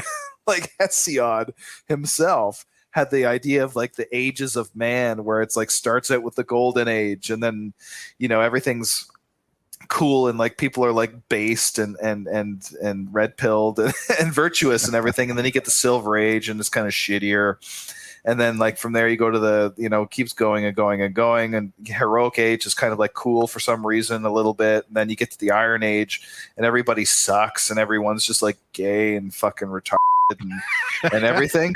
Like this is like one of the oldest fucking works in Western literature, right? So I mean, this is just to say that this goes back a long way too. However, there is a kind of inauthenticity, that there's a kind of cowardice, I think, in the like tourist trad sentiment of like wanting to escape where you are in the timeline, right? Like Academic Agent, like just recently, and you posted something on this on your Telegram, Dave, and I did too. He did a little short video called Civilizations Are Like Organisms, where he talks just briefly about the need for us to just accept that we are the children of winter and that we are where we are. And I think that some of this like yearning for the past sort of grows out of a it grows out of a like fantasy, like, you know, a desire to return to spring or summer, or like, you know, when shit wasn't falling apart, at least, you know what I mean? Or in some cases, absurdly, it grows out of a desire that people have to return to the last winter when heroes were made, right? But like to kind of skip over all the suffering that like 99.998% of normal people endured, just as they're enduring right now, and to like, you know, live the life of a Siegfried or something in the migration era, like in the last winter kind of situation. There is a cowardice there, I think, of not wanting to face up to the reality of the fact that like you live in a time of decline. That's where you live, and that's the time when heroes are made. If you ever wanted to be a hero, you couldn't be born at a better time than you have been born now. But like a lot of guys, and even like, you know, good people, like people who are just not just decent, but like better than decent, people who like really understand the reality of you know, how things are and everything that's wrong with the world. Even a lot of those guys are just not built for the kind of heroism that's required today. It is so needed, right? And to be thrown into that world, and to have the chance to even do something small to turn things around, to build while the storm is pouring down on you, to like really do something that could make a serious difference to people for thousands of years.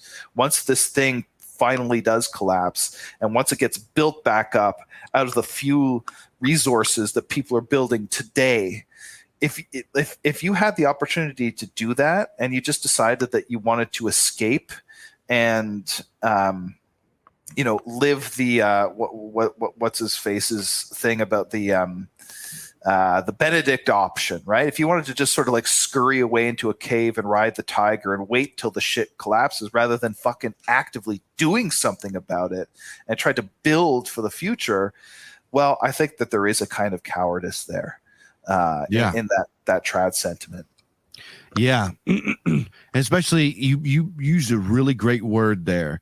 You said about to escape. It's escapism, and it's not healthy escapism, right? I get accused of creating things that are for escapism, and I do. My poetry, my fiction, the games that I make, everything that I make is a form of escapism. But I'm going to tell you, there's a difference between unhealthy escapism, which is not wanting to face reality, and then there's escapism, which is what gets accused of being the more degenerate kind. But I'm going to push back and say it's actually the opposite. Escapism for pleasure is more acceptable than escapism for cowardice. Yeah. If you don't want to face, dude, I use the guys that are in the pulp sphere. We use our reality as inspiration to create escapism for people, so they could go like, it's for pleasure. It's literally, what is more wholesome than just enjoying? You know what I mean? Like, to me, it's there are like, healthy escapism is reading a story, reading a poem, listening to music, going into the woods and just like loafing out and listening to the creek and just like let your imagination go nuts and just being nature's friend. You know what I mean? Just like going out and just like loafing and drinking beer, having conversation with your boys. You know what I mean? That is like healthy human escapism, right? Because first of all, it's not constant. You go into this fantasy world, or this immersion, or this place away from the place, and you're just there temporarily, right? It's like going to see a movie or listen to your favorite song or whatever. You go there temporarily, and then you come back out, and you're like back to normal, right? It's kind of like going on vacation or having a recharge, or just going out to do a fancy dinner with just you, and you have a date night with your wife or whatever. It's just like a little vacation. This stuff that a lot of folks, and I did this too, right? When I was LARPing as a trad, and I'll fully say it, I was LARPing. When I was LARPing as a trad, it's this constant escapism, right? You are permanently in this stasis in your mind. It's this completely cerebral, like mind palace, I guess you could say. It's not like the thing, but you guys know what I'm talking about. They go to this place where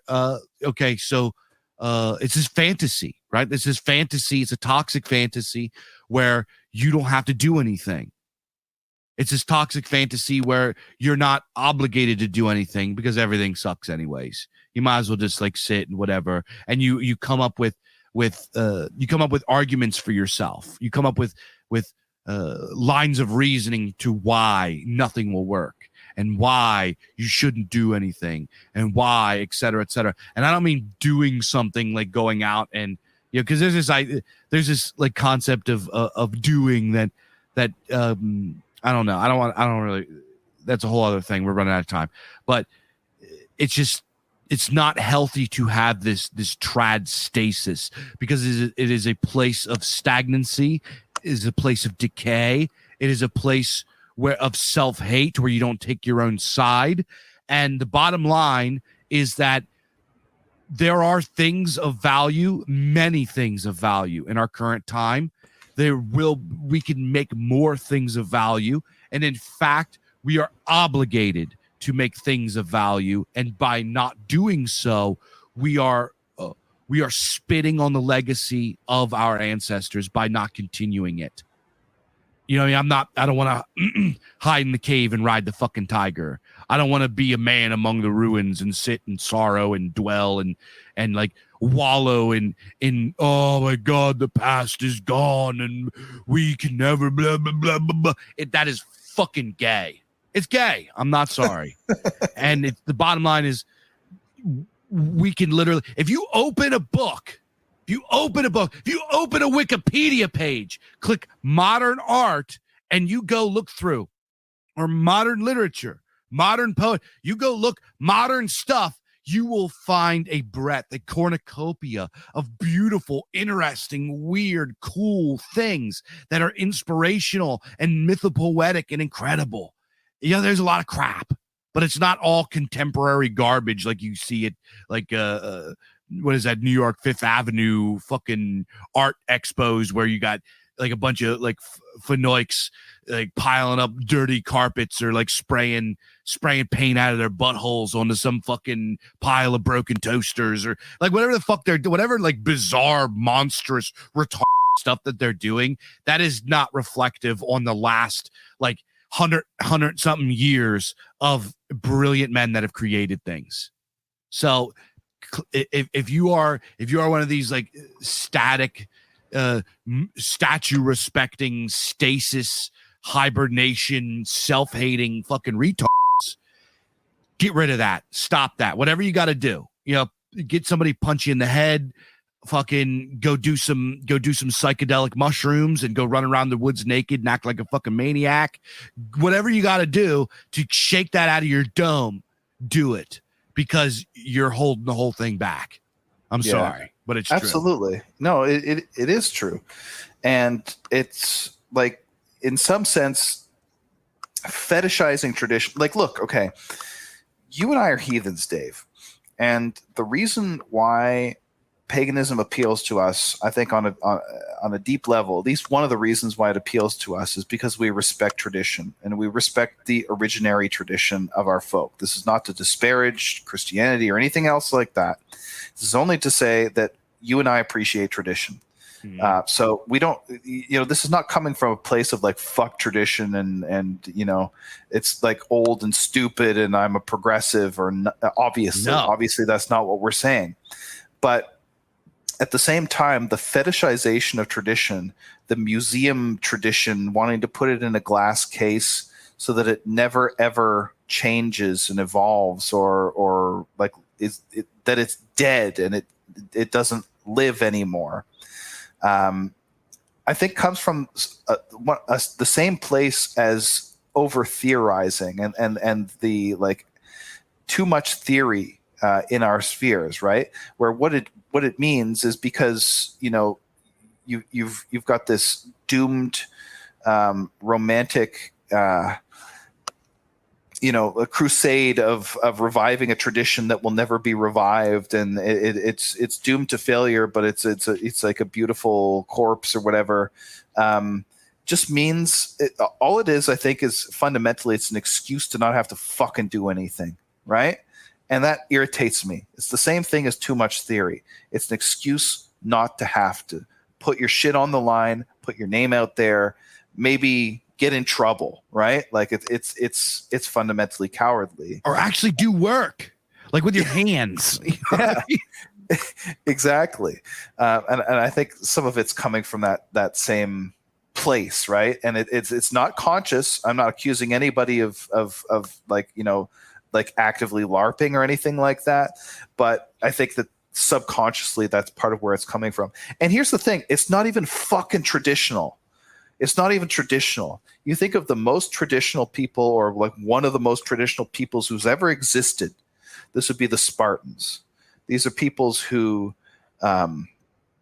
were so traditional that they refused to reduce their laws to writing. They would just perpetuate them orally because they believed that to reduce them to writing meant that they were somehow tainted and that whoever took them up was unworthy because it couldn't be trusted. Now, think of someone like the Spartans, this ultra traditionalist people, and they had a saying, and the saying was, "Sparta is yours," or "You have received Sparta, adorn it." And what this means is that it's your job to perpetuate the tradition, is to take it and to move it forward by putting your little stone on top of the cairn. It's not supposed to be there in a glass case in a museum forever. They lived in their time. The Indo-European, the Proto-Indo-European Sredni Stog or Yamnaya man living on the steppe, perpetuating his ancestral worship also was a man of his time as well. He lived in the Bronze Age, which was modernity to him. And he was at the forefront of technical innovation in terms of metalworking, in terms of horse domestication. He didn't sort of like, just wearily and saccharinely look to the past and say, oh, my ancestor, my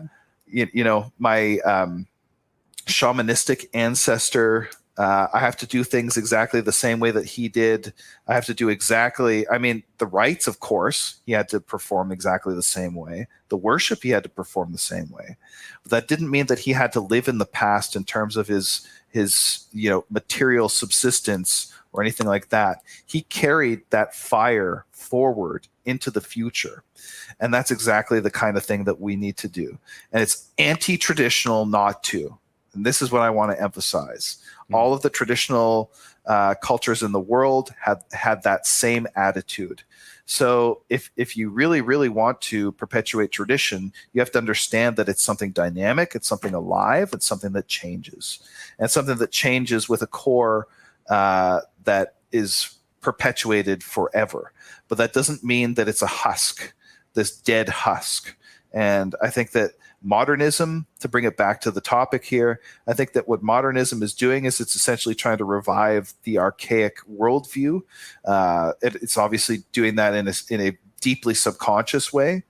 But at the same time, it's sort of living more authentically in a kind of traditionalist mode, in that it accepts where it is. It accepts its thrownness into now.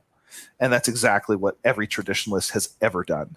So yeah, I think that there's something to be said for modernism. I like a lot of modern art, a lot of art that's been created, let's just say after 1900. I like a lot of it. I think a lot of it's based, a lot of it's shit, but there's a lot of really good stuff as well. But more to the point, I think that the orientation, the philosophy, the worldview that it rests on is fundamentally sound, and I will defend it. So yeah. Great points. Great points. Yeah, I agree. My absolute favorite stuff is modern, and I can't escape that. I've started to kind of like go into I'm becoming like, I don't know. That Nick Land book you put out screwed my head up again. You keep putting out these books that like fuck me all up, and I gotta like reconsider. It's like, who am I? The Academic Agent book. Ancient City was a big one, and then the Academic Agent book, the Populist Delusion, and then the Nick Land book, and like just all these books are just like fucking me up. Like you gotta like stop putting the you gotta keep putting them out. Yeah, it's your job to put them out, but yeah, it's my job to fucking turn people's worldview upside down. That's what Imperium Press is all about. But I've sort of become, I don't want to say an accelerationist or something like that. I've completely changed my mind on AI. I love the mecha nerds now. And I think all that shit I've been saying the past 4 years. Yeah, I'm now the opposite. The power of Nick Land, the power of Gnon. Yeah. But yeah, that's besides the point. The bottom line, speaking of that, those who like are the first ones to see over the precipice are the ones that influence the coming age. Bottom line, period. And this is kind of a very practical Nietzschean kind of view of it, but we must be those people. If we sit around and just like moan and cry and wallow about how it was, things are going to get worse for us.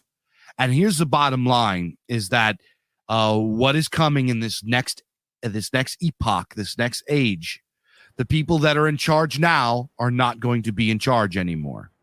There's going to be somebody else or something else that is going to be in charge. And it's going to be something that just like the ancient people wouldn't even be able to fathom how we are today. We are not going to be able to fathom what is coming next. But what we have to do is try to get out ahead of it and be the first people to be able to climb up and see over the precipice. We need to shake off this dead weight, these anchors of of what statue mourners, right? The mourners, they just mourn. Oh, we got to get rid of those. We got to get rid of that. Dead weight. They need to stop. Dead weight. Chop it off, cut it off. It's a cancer. It's a tumor, because we got to start climbing that wall. Yeah. And here's the thing: we're well placed to be those people who could see first, who are forging ahead, who are blazing trails into the future. We are absolutely well placed to do that, because basically nobody else other than the radical right in the culture is doing that shit. Most people are just like, and even like most intellectuals are completely out to lunch, have no idea what direction things are going in, and even if they could see, they would be too afraid, and it would be too disturbing to them, right? I know, and I don't want to say too much, but I know for a fact that important people are reading our shit. I know that important people are reading like some Imperium books, and that eyes are on our sphere, right? We are leading. We are actual thought leaders, and not just in our own thing. People are looking to us. I can see takes that go around the radical right that not very long after that penetrate into the mainstream right, and even into just the mainstream. So we're very well placed to be these people who are seeing further and seeing first, especially the folkish side of the dissident sphere is very well placed to do that. So we just need to keep doing what we're doing. I think there's every reason to be white-pilled. I think there's every reason to lean into where we are, because there's a wonderful quote at the end of, I believe it's at the end of Zarathustra, but I could be wrong. It's a Nietzsche quote anyway, where he says that beyond the near future is an open sea, and maybe there has never been such an open sea. And that's really, I think that rings very, very much true. I think that's where we're living right now. And also, you mentioned something about not being scared to get in trouble. That's, this is something that a lot of guys don't take into consideration. So, yeah, you shouldn't be scared to get in trouble, but you should also be expect trouble. Expect trouble, and you should know when it's time to get in trouble. Right? Yeah, there are things that people do that are just completely reckless and retarded, and get them and everybody around them in trouble. And it's like, does it do anything? You have to, if what you're doing doesn't actually do anything, then you're not actually doing, you're taking away. You know what I mean? You're creating just trouble. If what you do is just trouble, then you get the fuck out. For real. Things like, I see videos, oh, so base. Some guy with a fucking bullhorn going and like yelling at minorities and screaming at them and stuff. It's just like, what does that do? What does that really do? You know what I mean? And I'm not saying, I don't know. I just think that's just like a very low IQ way of going about things. Nobody of higher intellect, of great influence, is going to look at that and be like, this is the future. Yeah, exactly. I mean, it's really dumb and not a worthwhile waste of time. And it misunderstands. It really misunderstands the way that change happens in the world, right? Like, as though you're just going to go out with that bullhorn and say the most like brain dead obvious take. Okay, maybe not obvious, but you're going to say the most like low resolution take of, like, even if it's true, like, do you think that that's really going to change any minds? It might. It probably will change some minds. It's going to change the minds of people who are utterly inconsequential, have no power, and can't actually do anything, right? So, like, change happens from the top down. We have to understand that, I mean, like, a revolution is not a dinner party, as of all people, Mao said. He's right. That, like, if things are going to change, it's going to change because powerful people want them to change, or because people who are based got into positions of power.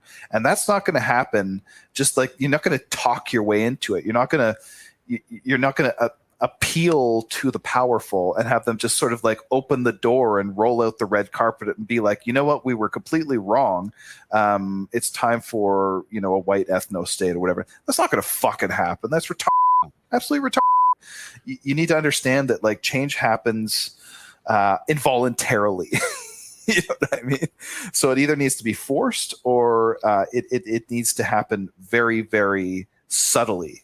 Of course, we could think of unmentionables who have subtly ensconced themselves into our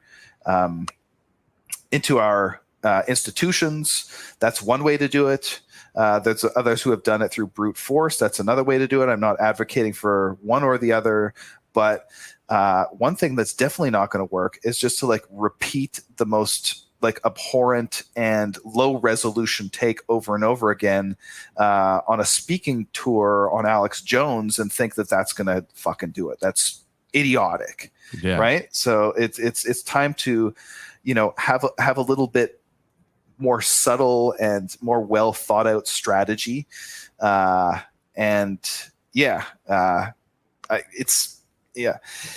don't know how that we got into this topic talking about modernism, but it's conducive because, like we're talking about, we're about to leave modernity and go into something else, right? We're about to go into an age that is completely different. The machine is awakening, and we need to be the guys that are like ahead of that. And the bottom line is that we are not speaking to the people is retarded, dude. It's never worked. The idea that it has worked in the past is completely revisionist. Read Populist Delusion, dude. It's not, it never happened. It will not work. It is not the way to do it. And the bottom line is that there are powerful people that are like tuning into us now. If you were invited to go propose your ideas about the world to very powerful, very wealthy, very serious people, would you go in there with like with the kind of stuff that like gets shared around on Telegram all the time? Or would you go in there with like your A game, wearing nice clothes, like this is your chance to hit a home run, and if you miss, you're out of the big leagues? Yeah. You know what I mean? It's our time to start acting like we are speaking to those people, that we are appealing to those people. Powerful, very, very intelligent, very influential people. They have their eyes on us. It's time to talk like we are talking to them. And don't talk like Dave does. Like, don't talk like, dude, I am such a fucking, like, I'm very working class. It's how I talk. Dude, it's time. These are the dads. We're talking shop, man. This is like this is for the inner circle, right? This is for the dads. Yeah. This is for the culture dads audience, right? Like, but yeah, you're right. Absolutely. It's, you know, and this is something that, you know, ties into the idea of praxis over theory. And, you know, I'm not trying to denigrate theory, but the fact is that we need to professionalize, right? We don't need, you know, just a group of professional opinion havers and philosophers or amateur philosophers. What we need is guys who can do shit, and we need guys who look good and who you know, present well and say interesting things. Anything worth saying can be said in, you know, 3 words in working class terminology. You can use as much cussing as you want, but also those things can be said in ways that are completely erudite and, you know, like carving reality at the joints and using the right term to describe the right thing, right? Like I'm writing a book right now that is basically taking things like Spengler and Carlyle and Carl Schmitt and sort of like breaking it down in 100 IQ language, right? But at the same time, and a lot of times, like these concepts end up sort of like parsing out as basically like common sense, like shit that everybody already fucking knows, right? And a lot of times, you know, you could just rephrase it as an idiom or a, you know, saying that everybody knows. But at the same time, these things it goes the other way. These you know, proverbs and simple phrases and expressions and everything like that can fill out volumes of commentary, of intellectual work, right? So it's time for us to take, you know, our our hot takes and our timeless wisdom, the things that we have inherited against all odds, and to put those in their best light as well. Yeah, there's a lot of here's another thing that a lot of guys that are very theory oriented, like you're right in your book. A lot of guys that are like they work with their hands, they're physically ambitious, et cetera, that are very smart with things like logistics and administration and stuff like that. They usually don't have really high verbal IQs. Right. It's just it's just the way that it is. So you come at them with this big long word salad, their eyes are going to roll into their heads. I know guys that are brilliant workers, right? That like have their shit to a T. That I know guys that are like literally millionaires that have, oh, well, you could ask them, like, hey, what do I got to do with this business? Oh, well, you got to get a LLC to act as your shell, and then you got to do this with that, and then you got to invest here, and blah, blah, blah, and blah, blah. And they know all of that shit, all of that jargon. It's just off the top. They just have it all memorized. But if you come at them with some theory cell word salads, they're going to be like, this is not useful information. You have to bring it down to like 100 IQ, right? Because that is their verbal IQ. Their verbal IQ is average, right? So if you start getting into like all these isms and ologies and all this kind of shit, they have no idea what the fuck you're talking about. But if you say, hey, Mr. Millionaire that runs multiple businesses and can build houses and, do welding and like, et cetera, you check this out. This is how this works. This is how this works. This is how this works. And he's like, oh, okay, that makes sense. And then he goes into his internal frame of logic, and then he digests it, and it becomes part of his worldview because it makes sense, right? We got to understand who we're talking to. We got to understand how to talk to them, and we got to understand that we're getting into a time period that we don't have the same audience that we used to, right? Yeah. Us being down in the necromunda, kind of fighting with each other and arguing and talking shit and doing memes and all that, dude. It's time. We're coming up on a time where we're gonna get called to the plate. We're getting called to the plate now, and it's time to do some big boy shit. You know what I mean? So that's my take. Absolutely. And you just one last point, sort of like on this same train of thought. You got to learn to get the fucking point too. Because people who run businesses, people who are practical, typically don't have a lot of time. And they don't have a lot of time because they're busy doing like more important shit. So if you can't explain something in 30 seconds, if you can't explain something in 1 minute, then chances are it's not very important. And it doesn't require explanation because who cares? So that this is not to say that it can't fill out 1,000 pages, and maybe it should fill out 1,000 pages. But at the same time, if it can't be boiled down to something that is concrete and understandable and that you can put in just a few words, then chances are there's nothing real behind it anyway. So you're right, Dave. We are coming up to the point where we're getting called to the plate, as you say, and we're going to have audiences. Whether in person or whether it's just in our writings with people who matter. And you got to make sure you're putting your best foot forward. And that includes, your most succinct foot forwards as well. So. Yeah, what you just talked about with, I was a security guard in a place where there's an office building with CEOs, guys that it was a multinational like what was that, Fortune whatever 100 company. There were millionaires and billionaires that worked there. I talked to them all, like not all the time, but quite a bit. Here's the bottom line: when you get their attention, you now have like a couple sentences to say to them what you have to say.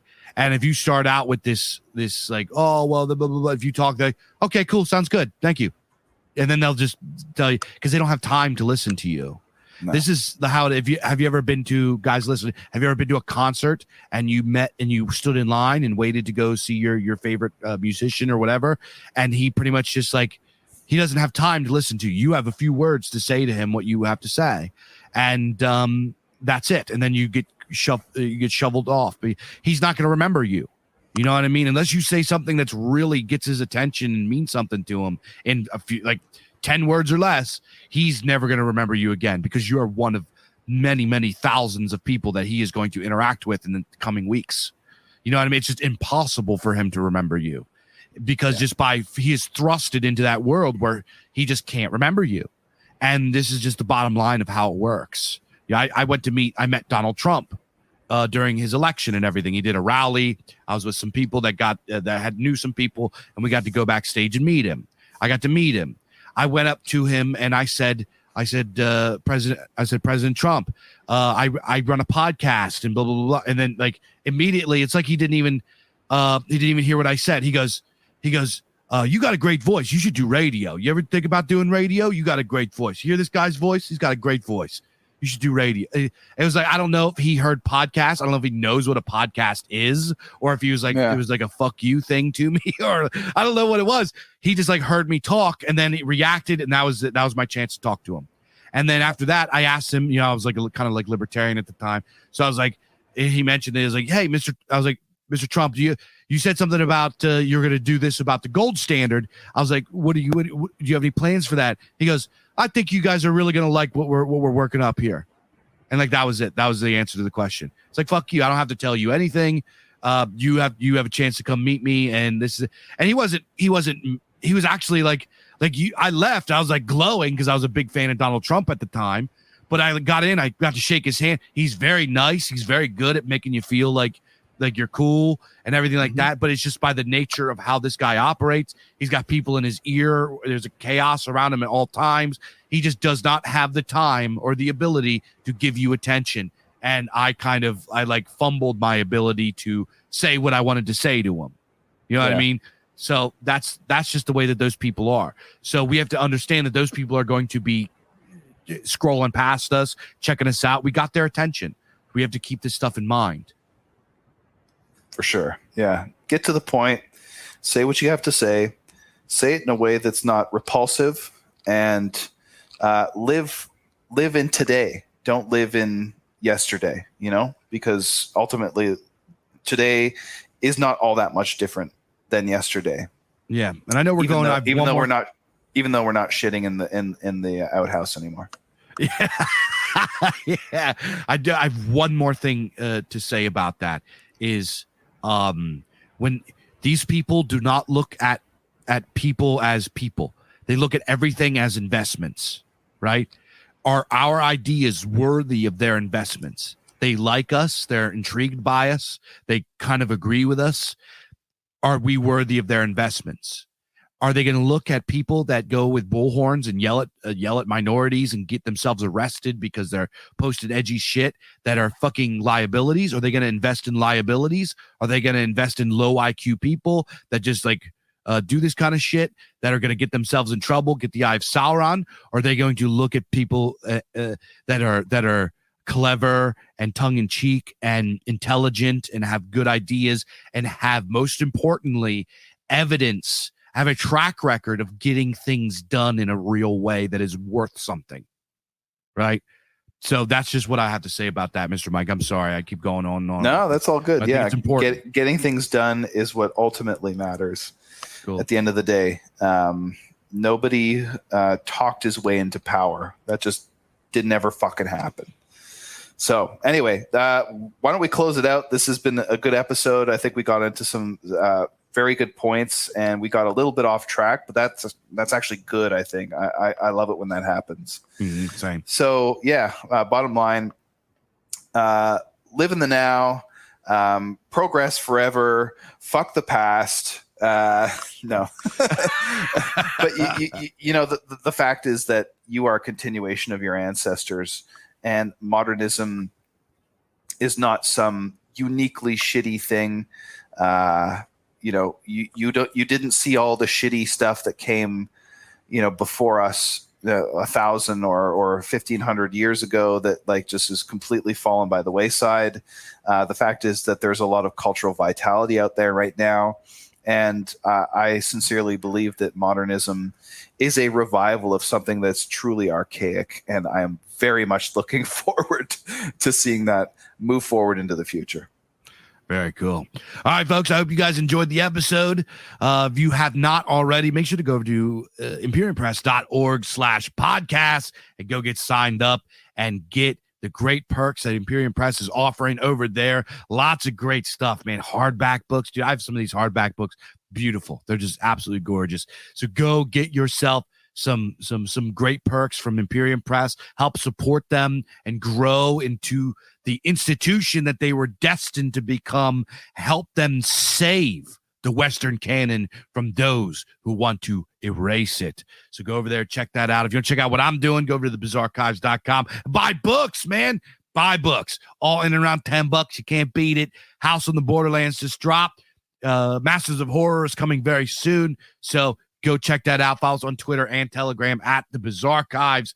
Lots of great stuff coming. Video game project. I got all kinds of cool stuff coming your guys' way. So we're working hard, guys. We're working hard for you to give you guys great literature, great entertainment, great everything, so we can have our own world and we can do our own thing here and enjoy ourselves and climb over the precipice from modernity into age. And like we said on the episode, man, so many. We are not garbage. We are not less than. We are our own chapter in the grand ancestral saga. And our ancestors, if they knew that we were sitting here wallowing, hating ourselves, they would feel very sad because they love us. The gods love us and we love them. And we owe it to them to continue on with pride and integrity and imagination and inspiration and all of the above. So go check out cool modern art. Go check out lots of great, interesting stuff. You're going to love it. Go get some paintings, some prints. You can get them affordable. Hang them on your wall. Not enough people hang art anymore. Makes me sad. Big Dave hangs art, you know. So go be like Big Dave and go hang some art on your wall. Lots of great stuff. So, guys, love and blessings and hails to you guys. I'll see you guys next time on Culture Dads.